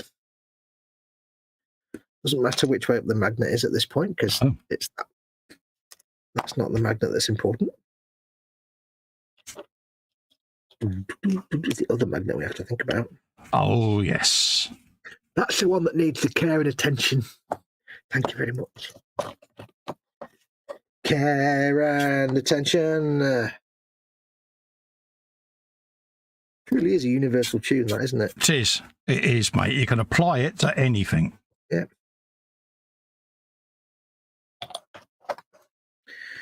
There's some bits on the top. I appreciate I'll probably out of shot now, so it's on the top that hold it all in. Yeah, desperately try and stay in shot, folks. We do apologise if we go out of shot. It's just, it's such a bench filler. It is the order of things. It's up there with the stomper, isn't it? Yeah. Well, it doesn't help that I end up working on, like all the time, I end up working on the last like 1 centimetre of the bench rather than the bit where I'm not the centre of the bench. Yeah, right on the perilous edge. It's like, why? Why do we do that to ourselves? I don't know why we do that. Because we're idiots. Yeah, pretty much. Yeah. Same reason we, put half a motorbike engine in the washing machine, I suppose. We just blokes. Well, yeah, absolutely. You'd have to be a right spot to do that, wouldn't you? No, you would never do that, would you? No, you do. I wouldn't dream of it, mate. No, you would never do that. No, I wouldn't dream of it, mate. Microwave a Frey Bentos. That was her fault. She said throw that in the oven, so I did. Which bit of oven sounds like microwave? Yeah. You know what I mean? But yeah, you know what I mean. You want to be picky with words? No, I'm just humiliating you even more to make you sound even more doofy. To make taking H's side a bit so you look even worse. It's not going to get you into her good books, mate. Damn. In which case, I retract that. Nothing wrong with putting your thing in the thing, then, is there? You're absolutely right. Nice try. Nice try. You're absolutely right with that one, mate. You did the right thing. Trouble is, I know full well, mate, she'd put you in the good books just to get me, so yeah. Uh-huh. It is a position which I appreciate and will exploit to the fullest. Oh, of course you would. Thank you very much. Yep, absolutely. But I've got this video on my phone, love. Oh, have you? Yes. Most interesting. You may find it most efficacious. I like that word. One day I'll figure out what it means. Yeah, I am sure beatings would ensue. I'll make her out to be such an ogre. It's like mother-in-law jokes, isn't it? Not every comedian actually hates the mother-in-law, really. Oh, no. She's firm but fair. She's firm but fair, and I know that because she told me to say that. Why do you say that? Because I have to. There we go. I've got a plastic card in there. Nice one. Again, it's not a super flush fit. There is a gap. You can see there's a gap there, but it doesn't matter because it's going to be black and there'll be a dude in there. So yeah, absolutely. You could take your time and make it flush completely, but it doesn't really matter. Don't matter. It's not a museum piece. Right, let's get that bit glued together. So I've got the floor. Herbert floor piece. Right. So we got a bit of gunnage. You're a bit of gunnage. Look at me. Steady now. Stay on target. Stay on target. Now, are you going to make your turret wibble wobble? Oh, yours doesn't move, does it? Mine don't move, mate. I was going to say, because I always just glue mine in place because yeah. I never bother with the... I'm not going to glue it in place, but I'll not glue it now, and then when I've got the angle I want, I'll glue it into position because I can't be doing with all this turrets wibbling and wobbling up and down. Seems like a lot of nonsense to me. I've just had an eye. Oh my God, I must be mad. Go on, what have you done? You had an idea, haven't you? I have, yeah. I just looked up because the insane blade is down the end on the shelf. Oh, you made the mistake of looking at that. Oh, I made the mistake of looking at that whilst looking at what I've got left. Oh dear. In this box, and I've hit on an idea, right? Hold on, lads. Yeah, you might like this one. Those that know the insane blade will know what I mean. I will get it down for one of the shows, but I can show people that may not be aware of what it actually is. But I've had a thought, and I'm going to throw this idea at you. I shall stop what I'm doing and pay full attention. Yeah, knowing probably what your answer will be. Go on. You know, you've got your built even movable turret. I was thinking of modifying this with this turret, then having this turret on the insane blade with, you know, the other turret that's got the sail on it, which is identical to this one, on top of that. So you end up with a turret, with a turret, with a turret. Ooh. You get where I'm going now. You could cunningly design it so that each turret covers like a quadrant of the compass. So one's going forward, one's pointing backwards. Because pretty much the turret that goes on here on top, this section will go into. So this section won't go on. This will go in its place on the other turret, if that makes sense. So they both end up moving. You like that idea, don't you? I need to do that. For viewers, by the way, this isn't what he's going to do on this build. This is what he's on his No, this is on the insane blade. That's why I said I will dig out the insane blade. When I finish the gluey of all of this, I'll dig out the insane blade and you'll get to see. So what I'll do off camera, I'll film the modification process that I'm doing, and then I'll bring the insane blade in at the end and you'll see what you can get up to if you go really silly. So, yeah. So this bit won't go on my turret, see? You have to. This bit will be on top of it instead. You have to realise, Colin, that whatever you suggest on the insane blade, I'm never going to say no. No, I just thought I'd run it by you because you might... Cue the next statement. You might have thought that was overdoing it. I knew that was coming. On the insane blade? Yeah. No. Just gives it a little bit more height, doesn't it? Because it needs it, even though it's got a big crow's nest and a sail on it. It just needs something, doesn't it? Yeah, I mean, you know, if you put truck nuts on it, that's going too far. Yeah. Anything else, it's fair game. Because I was going to put that turret on an orc truck, but it's a bit out of scale. It looks a bit silly. But on the insane blade, I think, because that would be a triple stack of turretage. Yeah, I think it'd probably look quite aptly silly on a truck, but yeah, you've already done your truck anyway, so yeah, you've already got the little turrets on that. Don't forget the truck has a turret on a turret anyway. Exactly. So yeah. But there you go, Fox. I thought I'd run that past you just to see whether you think that is something you would like to see done.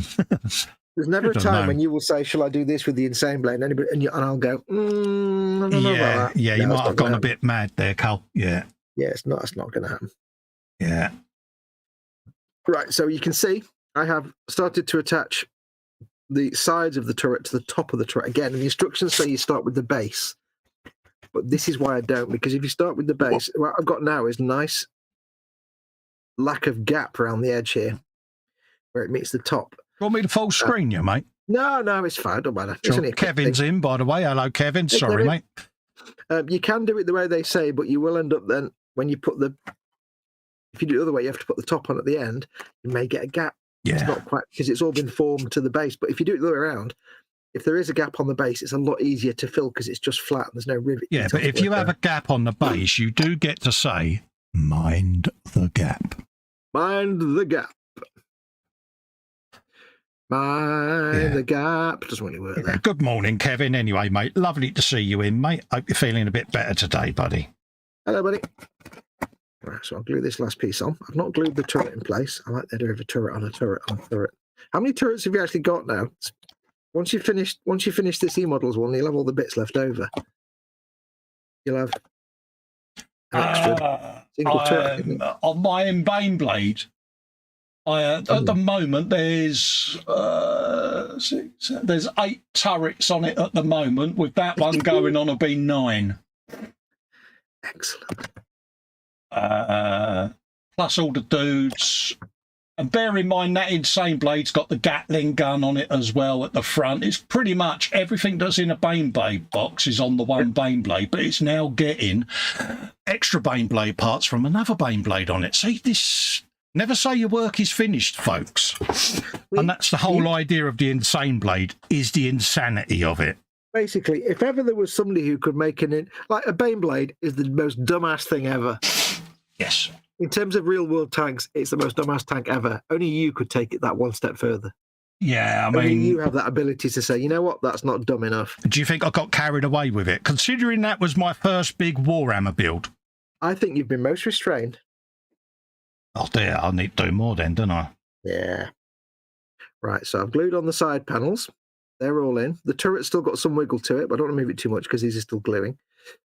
So what I'll do later is I'll set the barrel where I want it. It's quite stiff, and then I'll glue that in place. So otherwise it might droop. But the thing is now, if I put the base on, yeah, you've got a little bit of a gap around the edges because it's all the pieces are conforming to the top plate. But it doesn't matter because you're not going to see that. Absolutely. Jeff says, go on, sorry, mate, carry on. I was going to say, if you did want to fill it in, it's a lot easier to fill that and sand it than it is to do that up there. Yeah. So always start with the top bit first. It just makes more sense. Yeah, no worries. Jeff says, I've known others who have put engine parts in the dishwasher. Perfect appliance. Mate, chrome rocker covers, carburetors from my motorbike went in there. All the engine panels, beautiful, it came up. He says, holy crap, he says, yet another addition to the insane blade is under consideration. You have my interest. I will film it, Jeff, and I will put it up as a Patreon video for you, mate. Wow. Yeah, I am basically going to graft that entire section in between the existing turret on the baneblade and the stack of turrets above it. So all of that is going to go in on the insane blade. Shame to waste it. What's the point of having it sat in a Greebles box? It's a waste. Yeah. I've just realised something. What? I've come to the end of this jar of Tamiya fat glue. It's just below where the brush sits. I'm gonna decant. I was going to decant some of it into this new bottle of extra fat glue. This extra fat glue is so thick and gloopy, and yet this new jar is like water. It's like, wow. They changed the... Yeah. All right. I was going to say, because I like the fact it's kind of gloopy. If it suddenly changed to not be gloopy, that's a bit... yeah, I think they've changed the formula. So what I'm going to do is I'm going to decant what's left into my other jars of fat glue. Which is never good. But yeah, it's got like a silicate thickener in it, doesn't it? Yeah. Yeah. That one's still quite gloopy. I mean, it's still thicker than the extra thin, but it's a shame. Yeah. I'll decant some into there. It's thicker than the extra thin. Thicker than the average bloke. Yeah. Which is pretty thick. Ain't thinner, it's thicker. because I never like to throw glue away. So if I've got a little bit left and it's not enough. Oh no, I always keep it. You know, yeah. So I've got like a little bit in there, and what I'll do is when one of these jars gets a little bit half empty or something, I'll just decant this lot. It'll just sit waiting. You can tell the old ones because all the glass is dirty and horrible. Yeah, it goes a bit scuzzy, doesn't it? You're a bit scuzzy. Nothing wrong with being scuzzy, mate. I like being scuzzy. Scuzzy, nice bit of scuzzy pork. Yeah, scuzzy is my middle name. I'm not going to throw the jar away because I'll have to wash that out and put it in the recycling because I'm a good boy. Oh, you're good. I keep my jars. I'd keep it, but I've got nothing to put in it. So yeah, because I make my own glue, but I also use them as what's his word? Where I decant paint, I can use them as a top up. So if you scratch a model, you got a little, you can just brush a bit of paint on, a little bit of touch up. I just put the lid for it in the bin and then left the bottle and thought, wait, why don't I just leave the lid on it for now and then it'll die of fumes, you spoon. Come up perfect as mixing bottles. They're also good for washes because, like I say, a bit of lacquer thinners on the brush. And then, like you say, you could use it as a bottle where you can apply a wash for a pin wash. Bink, bink, bink. My Starship Filth is mixed up in an old Tamiya bottle. Wow, this is thinner, isn't it? Yeah. But it's still stodgy. It's still nice and it doesn't run, which is good. Yeah, but it's as long as it takes just as long to actually cure. So I can put it on here and then I can splong this part down. It's not going to flashed off. That's all I really worry about. Yeah, it's noticeably different, isn't it? Yeah. Well, I suppose it also helps avoid things like if I was to put the fat glue on around that edge and push this down, it go bleh, and it all come out everywhere. I suppose if it helps reduce that, but it still takes a while. It'll still do it squishy. It still works the same. Yeah. But it's probably half the consistency it was before. Yeah, I suppose that's it. In a way that as long as it still just takes a long time to flash off. Because the big thing about that fat glue is it's for gluing two big flat things together. Yeah. And you don't want the glue to flash off instantly. Right, so there we go. So that's done. There is a bit of a gap around the edge, but whether you actually want to clean that up and fill it, that's entirely up to you. It's feasible to say on a real tank there would be. if it was made of rivets like this and not just one single cast iron thing. Oh dear. I'll see what Kevin's just said. He says, is Fox sending you all these greebles from his one so you can add that to it as well? I could do. I've got to send you some stuff anyway. Yeah, that poor Insane Blade. It is nuts. I think you should consider the Insane Blade built as just the first floor. Yeah, it's one of those. There's always going to be things added to it. Could see it. You know what you need to do with it now? What? You know what it needs if we're doing that again, aren't we? Yeah. Imagine like a catamaran boat where it's got the bit down the middle and the two catamaran things. Yeah. I imagine your baneblade is just one and you've got another one next to it. Yeah. I see where you're going. Yeah. So you've got 4-track units. I see where you're going. Cool. Yeah, that would certainly give you potential. And you know what's next after the Insane Blade when you've done that? What? Stretch blade. Oh, yeah. Stretch blade. Oh, yeah, that'd be cool. Yeah. Yeah, that'd work. Or try and find a scale model of a cathedral that you can junk on the top of it. Yeah. Right, so that's that bit done. So we've got the main term, as the Germans would say, turm, assemblated. That's a bit scruffy there, but it's going to be filled in with a turret lid. So we got that. Turret lid, you keep bouncing. Days. That's round. That's not round. There's my little round. There it is. Get that in there.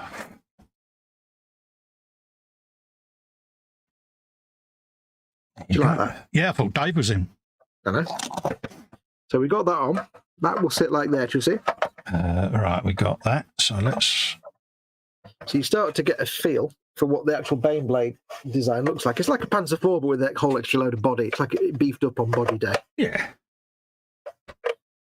I'm nowhere near finished yet. Oh, no, I've got a fair old wait to go yet. Yeah. And it's a very tight fit, that, for some reason. I might have to... Oh, he said tight fit again. One more wait. Yeah, that's what he did. I wouldn't... Yeah, so... You need a button on your thing so you can just suddenly fit. Yeah, I should do, shouldn't I? Yeah. A thumbnail. Yeah. I only have milliseconds because don't copyright.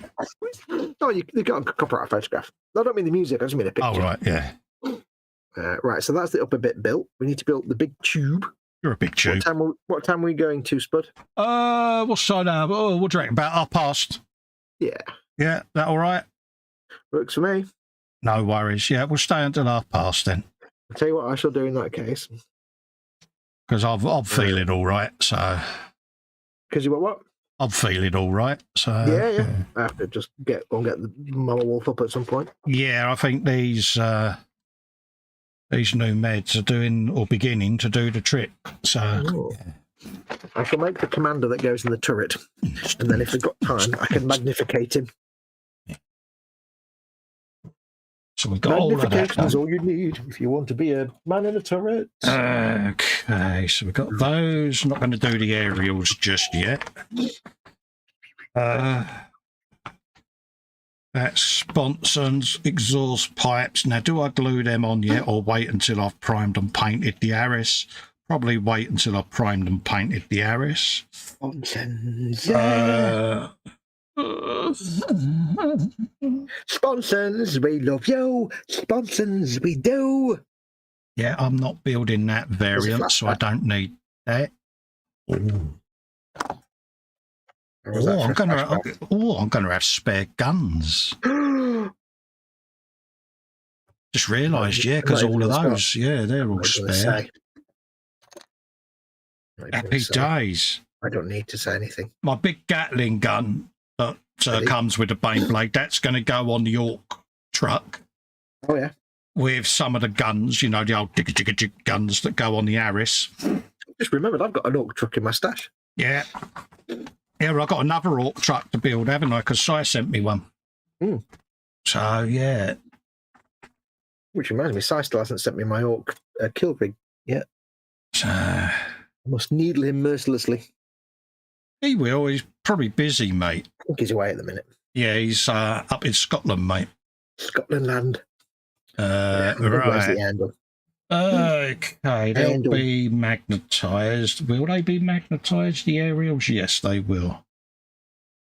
That's the fiddly bit, magnetising the aerials. Yeah.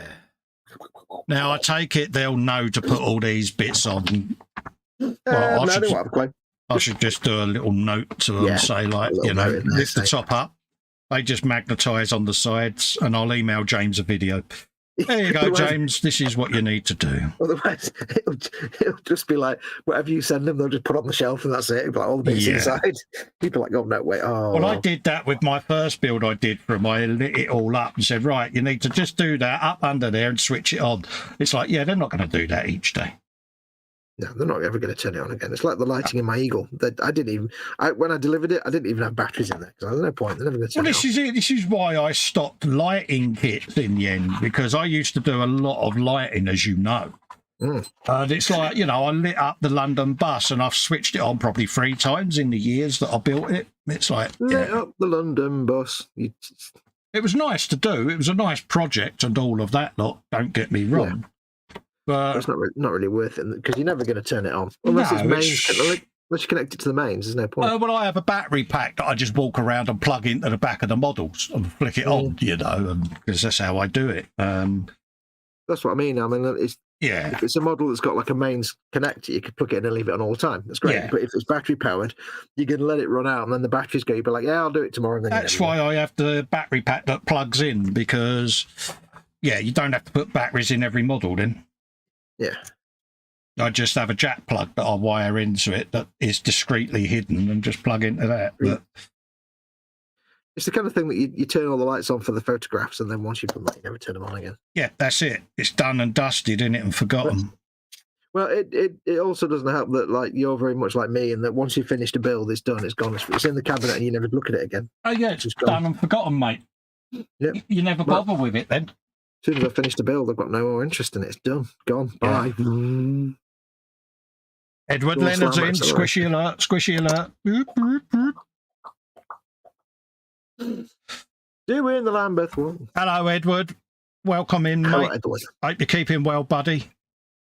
Willkommen auf dem Livestreaming. Yeah. Hope you're keeping well, mate. Mm-hmm.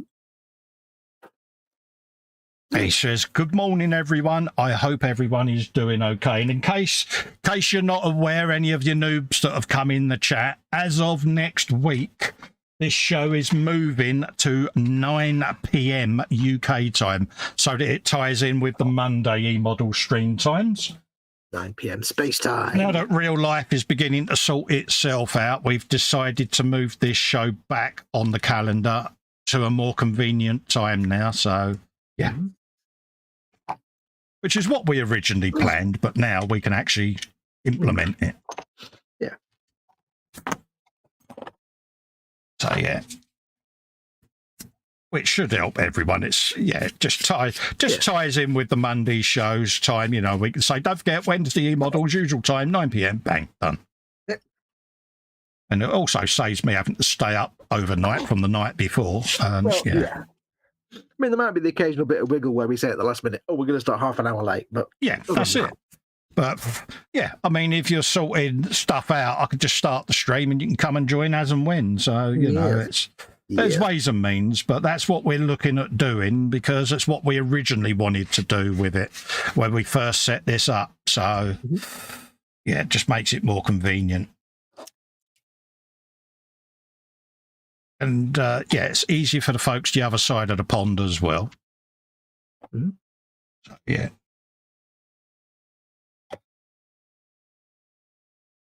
Happy days. They were in the land, but I don't know what's in my head now. God damn it. I dread to think what's in your head, mate, to be quite honest with you. You said something about the bus and it was perfectly... It frightens, that line of, frightens me getting inside your head, mate. It probably frightens you. Hey, listen, I get frightened by my own mind sometimes. Yeah. And it's my mind. Edward says, yeah, that's good. He says, I'm not a morning person.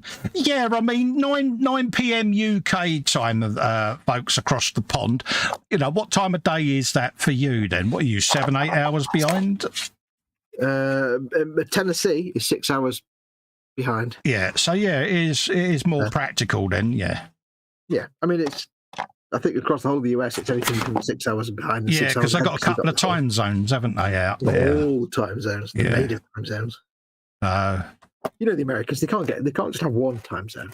Yeah. They have to get lots of them. But no, if it's better, you know, it's what it's all about at the end of the day, and it's just to make it fairer for us too as well. It gives us a bit more scope. And not forgetting those down south as well in the southern hemisphere. Absolutely, down under and that, you know, it just helps people feel more involved, doesn't it? Yep. So bear that in mind, folks. We'll remind you Monday because we're doing a stream over on Fox's channel. So we'll remind you Monday about it, and we'll also obviously amend the times in the show when we put it up on eModels, and we'll do it nice and big, nice and bold, just to remind you all that the time's changed. Yeah. And I'm sure we'll pimp it in all our groups and all of that lot so that you're all fully aware. Jeff says, so every other Monday and every Wednesday at 9 p.m. Yes, mate. eModels Monday's still bi-weekly at the moment. And on Mondays when the eModels stream isn't on, me and Fox are going to rotate between our channels and we'll do our own Monday live stream at 9 p.m. All right, mate? We're not physically going to rotate because that's not too much effort. But the last one, Monday just gone, I did on my channel.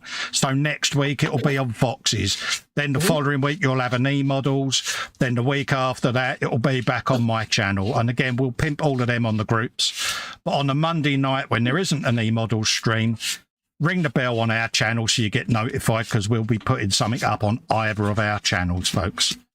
Because we're up and about for the Monday show anyway, so we might as well do something. I've just noticed. You've noticed what? You get 2 tank commandos in this kit. I've never noticed that before. Yes. You get a gunner and a commander, and you get a commander standing, and you get a second commander for the turret. Yeah, that's what I was asking you. Which one was it? Oh yeah, because you get. I don't know why they give you 2. That's weird. Because they're weird. Yeah, I never actually realised before. And all the ones are built that you get an excess Yeah. access commander to the count of 1. Yeah. That's why I was asking you earlier on which one was it? And you was like, oh, there's only one. I'm like, no, I got 2 there. No, I thought you meant between like the guy with the long coat and the guy without the short with the normal coat. I didn't know there was 2 of them. Yeah.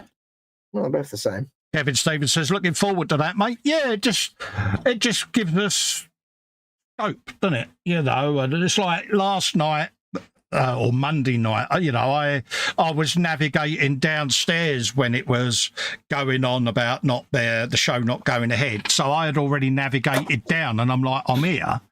So, you know, we might as well do a stream, you know. So that was it. And then whilst we was waiting for the pre-roll, I messaged Fox and said, look, why don't we on a week when there ain't an eModels rotate this between both our channels? So we both get, you know, some views on it, but also it gives you, the viewers, a chance to see something on a Monday when eModels ain't on. So it's a win-win all round, isn't it? Yep. If you can put up with our inane drivel. I think you find they're pretty good at putting up with our inane drivel. They've been doing it pretty well so far. Yeah. Inane drivel. So, yeah, it is. It's one of them, innit? It's just nice to do something, innit? You're one of them. And it kind of, because I film as I'm building anyway, doing the lives now, just to get as much practical use out of my time at the bench. So for me, it just gives me a chance to build me stash, thin it down, and get some content out. So, yeah. Yes. More the merrier, mate. The more the merrier. So, yeah. Does he want? I don't know. What does he want? Where can that go? Oh, yes. Right. I don't know if I have time to drill his bottom today and give him a magnet, but... Oh, dear. Yeah, I'm not drilling my one's bottom today because I kind of want him to all be adhered. Actually, you don't need to cut the scenery from around the dude. Oh, I already have. Have you? It doesn't matter if you have. I've just realised because he fits inside the turret bit which sits on top. Yeah. And yeah. In fact, I don't know. Yeah, I've kind of done it now because, yeah. Well, I've just realised we didn't need to magnetise it at all. Yeah, it's a very tight fit. Well, you glue the dude into the cupola ring, and then the cupola ring just sits in that bit there. So you could just have not bothered magnetising that. Yeah, pretty much. Yeah. I was thinking about the guy on the other side. That's why I got confused, I think. Oh, well, he's magnetised now. Yeah. He's no problem. Yeah. It's such a tight fit. I see what he did there. Yeah, I know. It's good, wasn't it? I left it wide open as well, didn't I? It sounded wrong. It did. Yeah, yeah. Let's strike that one from the record. What I did there. Yeah. So yeah, I was getting confused with the other guy in the other turret, in the other side of the cupola, the gunner. Yeah. If you have him, you need to magnetize him because he doesn't. Yeah. So you've got the twins. See, I've only got the one dude on mine. Yeah, and it's the commander glues into the ring, and the ring at just the moment. Anyway, I might be tempted to shoehorn another dude in, but to be honest with you, I don't really want to chop at this one because I kind of want it to be as near as out of the box as possible. Yeah, all right, there's going to be a few little detailed extras, but you want it almost where it could be played. So, yeah. Yeah. Well, I didn't put the magnet in there at all then, did I? Although I've got that bit at the bottom that's like it'll be black, so it'll help hide yeah, the fact but it lets the viewers see how to do it, doesn't it? Yeah. Also helps hide the fact the guy just... Oh, the other thing I did, the Macarius Vanquisher, which has the Deathcore dudes in it, and that was... You had to magnetize the guy in, so yeah. Because he wasn't glued into the ring. Okay, right, I'll... Such nonsense. For informational purposes, yeah. Informational purposes? Well, that means I don't have to magnetize the dude now. Yeah. I wasted the magnet and everything. Pull the magnet out then. I can't. I built it all now. It's all glued in place and everything. I'll live. What you like? Such frustrations. I don't know. Right, so we'll carry on. Going well, isn't it? Yeah. Handy hint, folks. If you made more than 3 tanks, don't assume you remember it did need to be magnetized. So yeah, I got myself confused. Right, that's that. That is for the insane blade. Oh my god. What have I done? What have you done? You numpty. Well, I don't need to make this guy right now, but I'll do him. I'm doing him anyway. Yeah, I'm putting my additional plate panels on. Oh, I was going to put that one on, and then it's... Oh, luckily that went right down the side of my slipper. Get in there. Ooh. Slippers, you say? Have a go. Yeah, I wear me slipper socks because I have a habit of treading on things, and yes. You don't mean like fluffy pink slippers, do you? No. I was hoping you said that would be an ecumenical matter then, because that would be yay. Good God, no. No, these are jet black. Well, they were jet black. At the moment, they're covered in sanded bits of plastic, but... Oh, yeah. Yeah. They're not the classic tartan pattern. No, they're just literally knitted black slipper socks with a grip sole on them. Yeah, like the NHS ones, but better. Yeah, because when my feet swell up, these relax and let my feet swell up. Yep. That makes sense. Oh, yes. That's that little arm done. I think we shall have this guy assembled by the end of the day. Absolutely. I mean, this is, going to be pretty much the side panels and that. And I've only got me add-on panels to do, and then it's going round and a bit of welding and a bit of this and a bit of that. So, yeah. Wow, you're steaming ahead of me. Not at all. It looks like I'm far ahead, but to be honest with you, there's still a lot to do, mate. I've got all the ladders and things like that to make. That's true. Me smoke canisters and all of that lot. So, it looks like I've done a lot, but kind of haven't really. It's you've got a less complex, slightly less complex build, haven't you, because of the turrets. Yeah.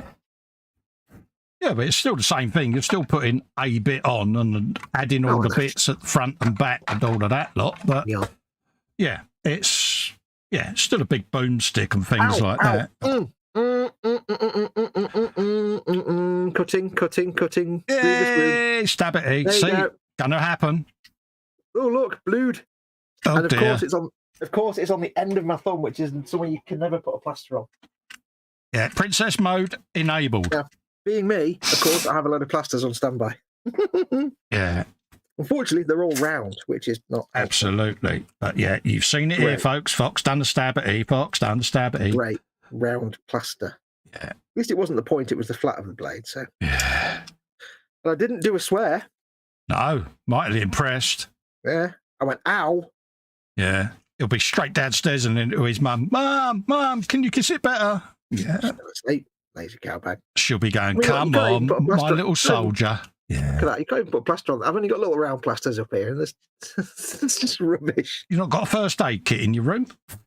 Not here. I should have, being me. Should have. In here, I've got me fire extinguisher, me fire blanket, a full-blown first aid kit. Yeah. Because you never know.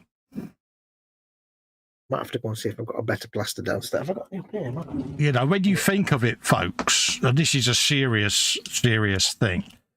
All of you out there watching this show, just have a look around your man cave at what's combustible, but also how much it would cost to replace everything if you did have a workshop fire. Many. And then tell me that 15 quid for a fire extinguisher and a fire blanket isn't money well spent. Just saying. Oh.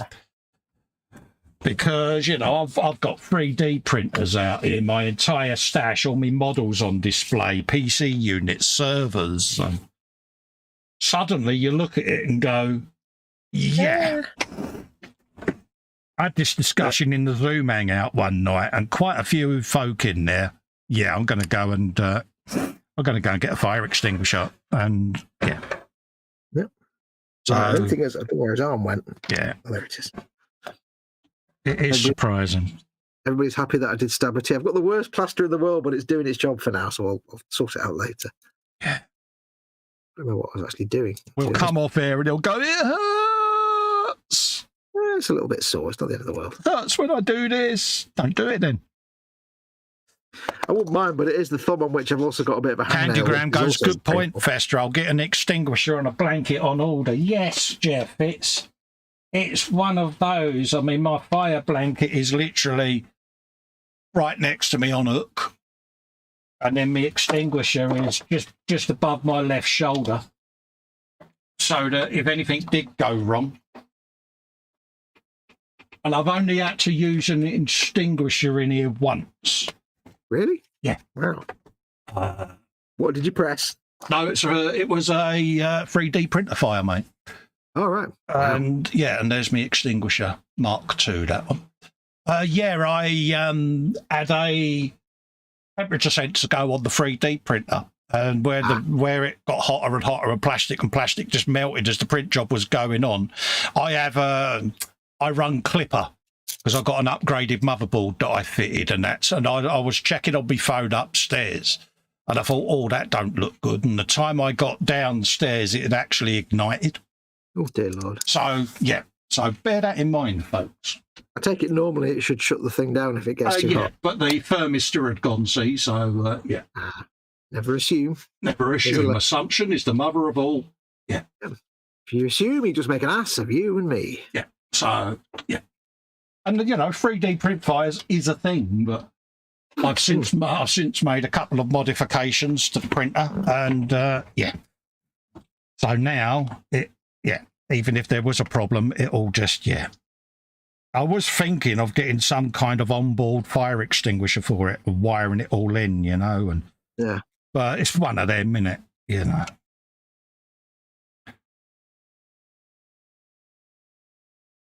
When it's got its temperature sensors and stuff, does it send you a ping to say it's shut down? Yeah, it'll send you another, because I use Clipper and Moonraker, and I've got an app on my phone called Mobile Raker, and I can sit and watch the 3D print as it's taking place, but it'll send you a message alert when it's finished and that.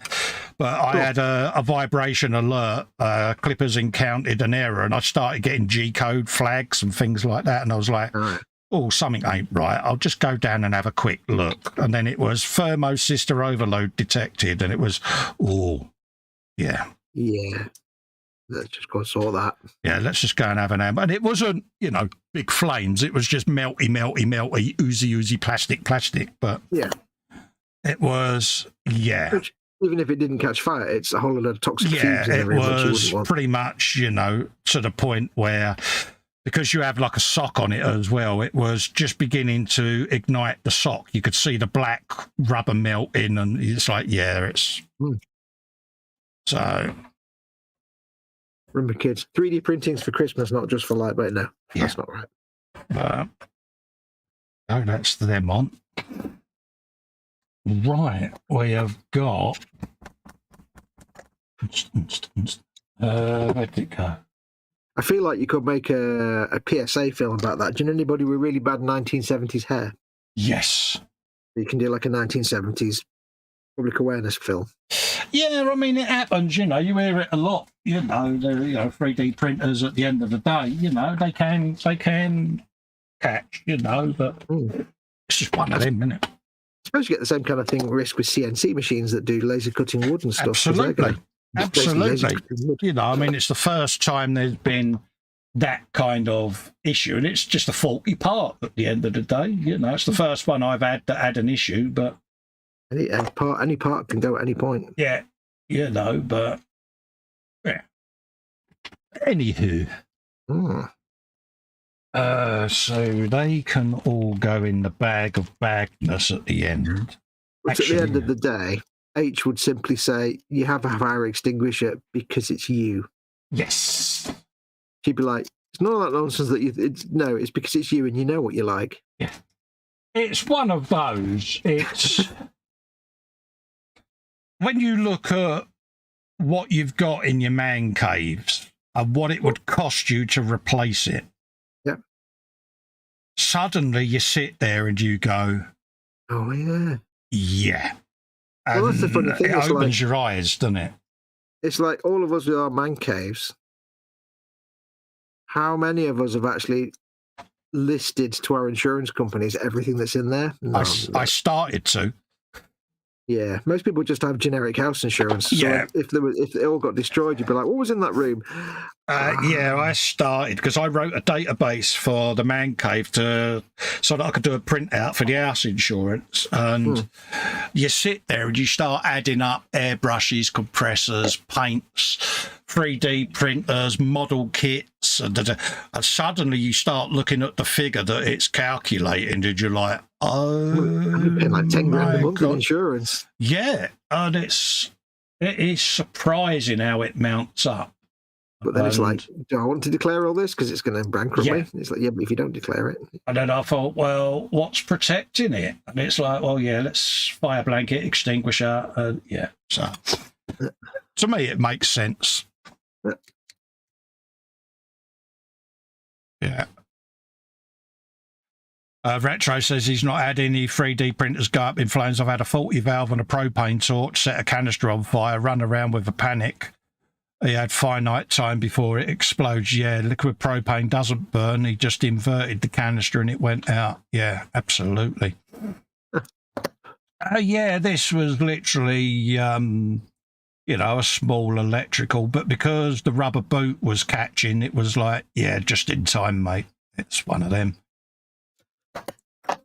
I thought, sod it, give it a zap just to make sure. And then it was fire blanket over it, leave it, and then come back to it. But it was all right. But luckily, it's on its own RCD anyway, so, you know, it would have tripped out and everything. But it alerted me, which for me was the important thing.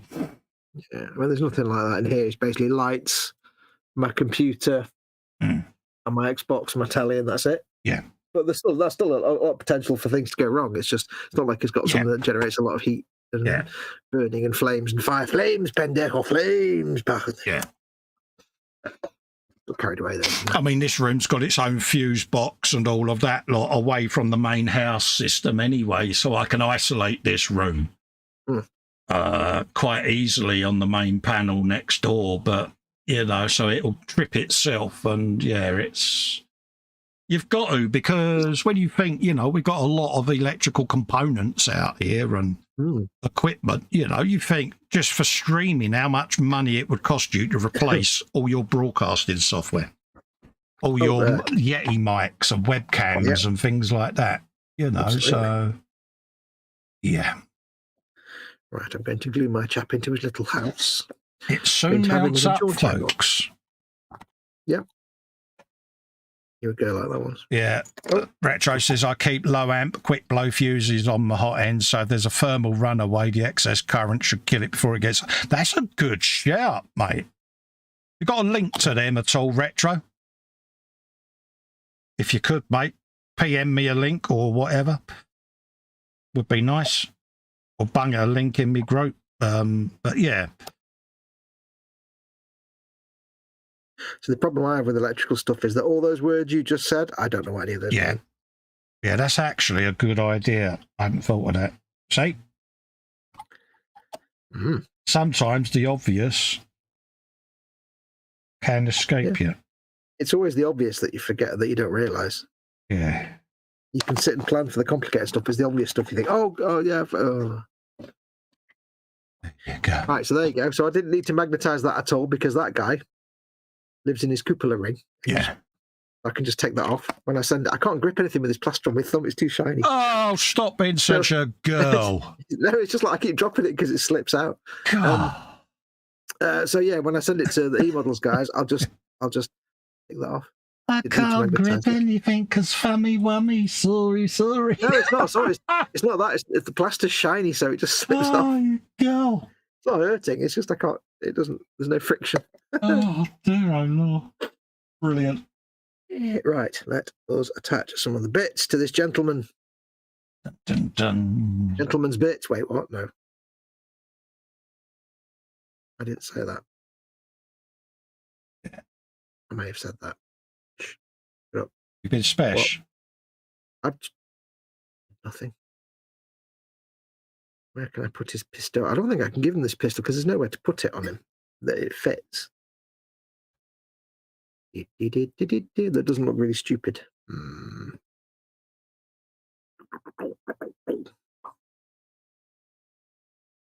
mean, I could put it there, but it looks a bit dumb. Look a bit biblical gash, does it? I might get away with it. It's just... I might get away with that, actually. That might work. Let's just get the glue on it. Glue it.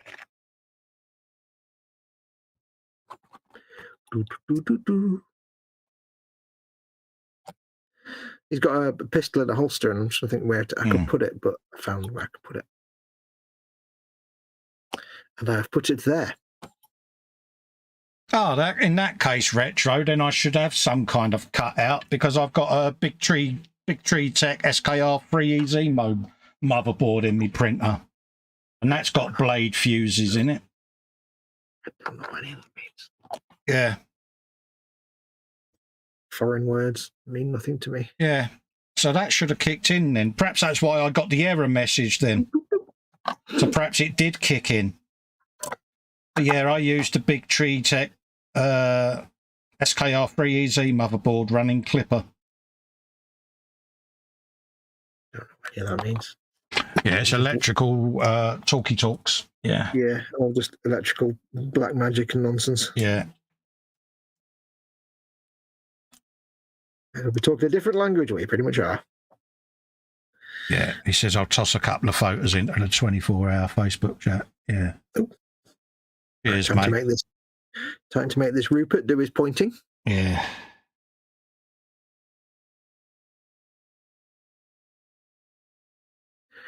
Did you put the shoulder pauldron on your dude? Not yet. Not yet. He's only just gone in and glued his arms on. It's not clear in the instructions which one you're supposed to use, but if he's an officer, he has the one with the yeah, I know, mate. On it. Good lad. I've built one before. Good lad. He's doing his pointing. Yeah. Roger, point it. Oh, I haven't cut his. Yeah, the instructions aren't. Yeah, I mean, I've not come across anything to do with the dudes in the instructions, but yeah, it shows it, but it's not very clear which one it is. Probably in there somewhere, but yeah, it's the one with the leaves, the laurel wreath on it. You don't have to, but it's... yeah, no, I've literally just filled in the seams at the moment. Ooh. All right, You're looking forward to doing your welding, aren't you? No, I haven't actually given that a thought yet. You like your welding, though, don't you? Yeah, I don't mind it. That's the job, doesn't it? But yeah, just looking around at things that just need to be sanded and smoothed and metalled with, and yeah, not a lot. Not a lot. Not a lot of cleanup needed on this kit, but No. but not a lot. Like whenever I built these before, generally, if there's a bit that needs, other than the barrels, the fuel barrels and the gun barrel, Yeah, if there's a gap anywhere else, it's because I haven't built it well enough. It's because I've not put it together properly. yeah, but it's one of those, isn't it? Oops. Every one of these has its little works, you know, because it could be that in storage they've been next to, I don't know, a boiler or exposed to excessive warmth, so they can warp a little bit. So, yeah. And that's, you know, just in this room, you know, I mean, my stash has been all around. So, yeah. Yeah. But in terms of maintenance, they're very low maintenance kits, if you know what I mean. Generally. They are a good kit to build, though. I thoroughly recommend them. Jolly good, silly fun. As long as you don't take it seriously. Exactly. Don't ever take Warhammer seriously. So we've got bullets, guns, gubbins. So we've got those done. That's the plates on. That's all finito. Get your plates on. Get your plates on. Yeah. Sorry. That's. I'll never do that again. Yeah, get your coat. For the best. Get my coat on. Oh, I did it again. Sorry. That's the smoke. I did it again. Oh, God, I'm doing Britney Spears. Yeah, I think we need to take you outside and shoot you now. Hey, I'm not doing line dancing. Be grateful. Smoke canisters. I haven't got a guy with a pointy hat. Oh, I've used it already. Fudge. Yeah, I've got a guy with a pointy hat. No, you only get one though, don't you? You don't get two pointy hats. I have got spares. I could. Yeah, you could have a trainee commander. No, I'm going to raid my other baneblade box. Oh, you go careful. Heresy, I know. It's heresy, I know. It means I've got to go into the desk where the spiders are. Oh, you go careful. Yeah. Do you want me to phone your mum? I may have just done a little trump as well while I was doing that. Yeah. Just says thanks to James, I'll implement this too. Yeah, James, I'm going to have a looky-loo at my BTT manual because that might be why it flagged it up to me. So it probably detected it. So I might not because I've got a red and a yellow blade fuse on the motherboard. I'm not saying I built a lot of Baneblades, but my Baneblade spares sprues fill up a Baneblade box. Yeah. I've got a Baneblade Foxx full of greebles. It's like as many sprues, more sprues than you get in the actual kit. I think all of us end up keeping a Baneblade box for our greebles. Oh yes, big thick fat box. And is it one of those that it's now bowed and everything, and because there's so much in it? Yeah, it's a little bit tough to close. Yeah. I'm so glad it's not just me then. Oh, it's not just you, mate. Where is my man with the pointy head? I don't know. Not in there. Let's find out. Let's find out. Yeah, I've got bags with heads, arms, bodies, weapons. Yeah. Oh. Why have I not got a pointy? No. Oh, Wibblekins. No. No, you're not Foundy Woundy. Please don't tell me that. I can't look because hang on. One of them I put deathcore dudes in it, so I didn't even use the pointy head. Where is it? It's staring. It's probably in the same box as Lynn's tools, mate. I was going to say, yeah, probably. Where's my little man? Wait. Nope, that's the one with the head. I've got all the arms and heads and bodies, but not the pointy hat bit. Oh, lamekins. I think.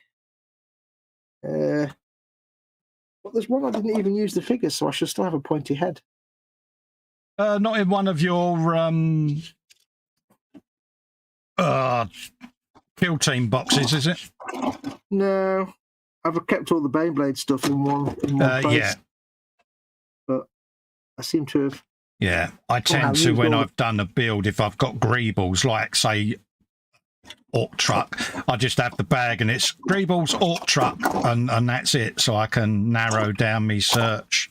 Yeah, but no, I seem to have, for some reason, used all the pointy hat heads. Yeah. Even though, like I say, one of them I didn't even use the figure, so I should still have all the bits, but I don't. Can you not sculpt a pointy head out of a bit of green stuff? Hang on, I'll just grow a whole lot of talent first. Oh, really? Yeah. Because don't forget the pointy hat has like braiding on it and a skull and everything. I'm not Japanese. Well, yeah, but you're a GNU. I'm a GNU, how do you do? But I'm not that kind of GNU. You just sculpt a hat. That's the thing, you just make a Baneblade out of scratch, man. What? That's what me saying to my mate when he built my website. I can just press the build website button. Is that how it works? You spoon. Right, let's have a look at this bag then. Maybe it's loose. We've got a loose pointy bit. Let's have a look. Let's see what the good doctor's got in his magic bag. Handily called Baneblade Blitz. Baneblade Blitz. Get your Baneblade Blitz here. Free for a pound. Blitz. Let's move them over there so I don't get them mixed up. Just spotted that in there. Don't want that on their cold, do you? This is something that every Warhammer builder will do at some point or other. I'll go for a bag of bits. Oh, yeah. Great fun.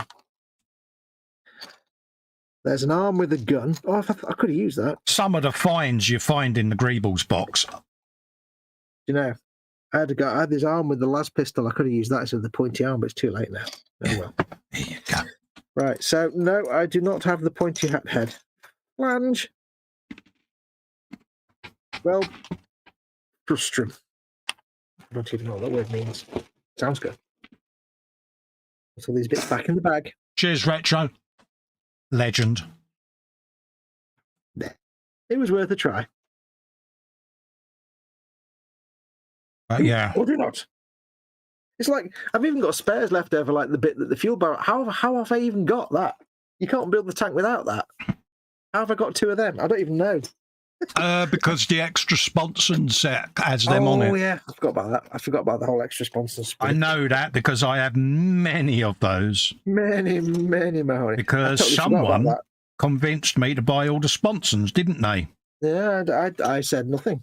Not my fault if you can't help yourself. Just think, though, right? Now that they're going to stop selling that extra sponsons sprue, I wouldn't have been able to build the Insane Blade, would I? Well, you would have got it with your kit, but you wouldn't be able to get an extra. Yeah, but you'd only get 1. You wouldn't get 6. That's what I was trying to say. Yeah, you wouldn't get 6 sponsors, would you? That's why I said you wouldn't be able to do it. Yeah, that's a good point, actually.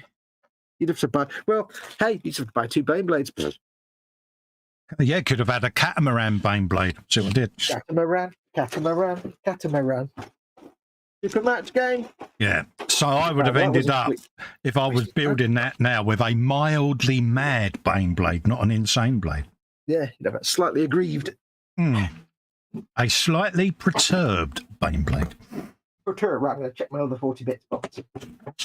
Yeah. You know what's going to happen? I'm going to end up digging that down off the shelf now and doing the modification. You know it's going to happen. Yeah. What I'll do is I'll dig it down so I've got it for next Wednesday's show. Astra Militarum bits, troops might be in there. Might be a spare commissar head. Tank dudes might be in there. There we go.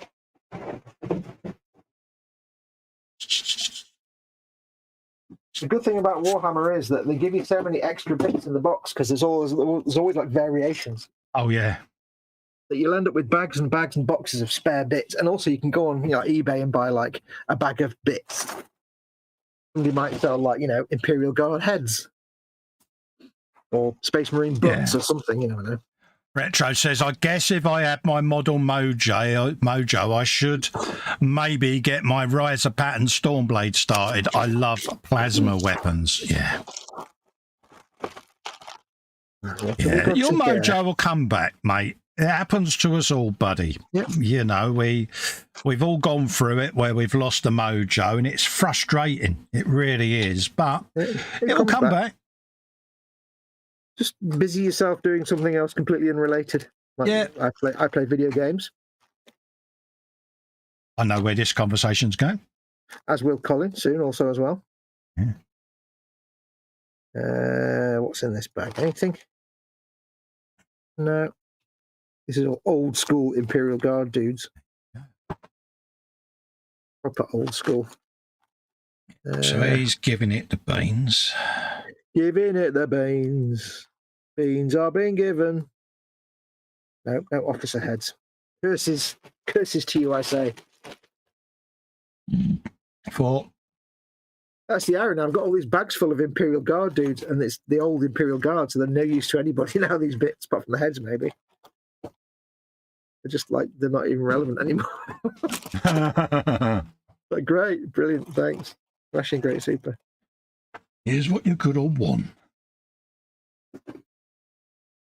Right, please have an officer head. Please.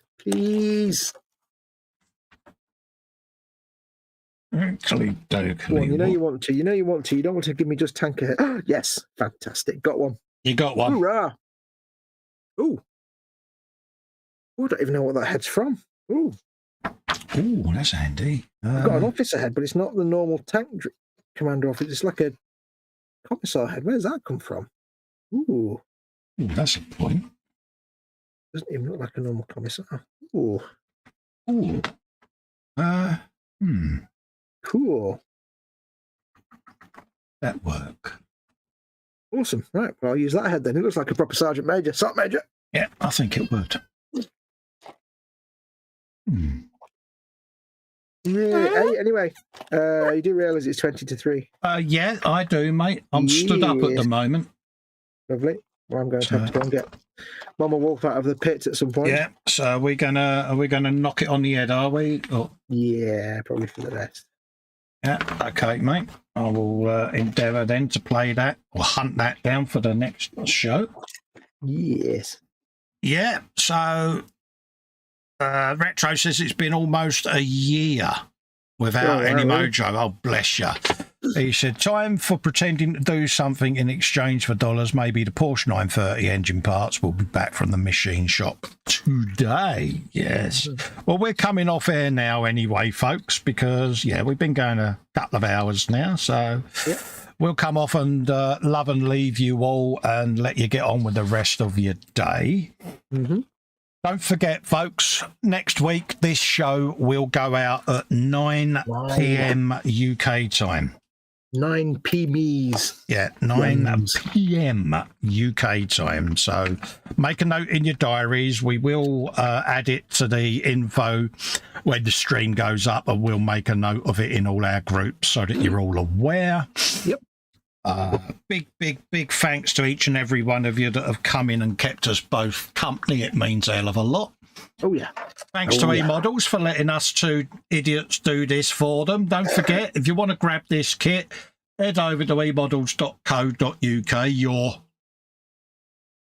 I was having a swig of coffee. One-stop shop for all your model making needs. There you go. And go make something awesome and all of that. And we will be back for a Friday frolic. We're doing a Friday frolic this week, aren't we? Because it's Easter break, isn't it, this week? Are we doing one Friday?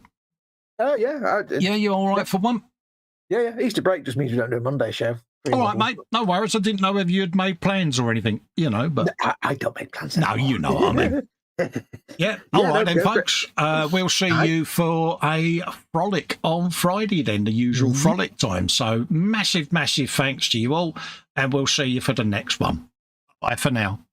Hurt me thumb. Adios, amigos. I hurt me thumb. Hurts. Whipplekind. Hurts. Pain.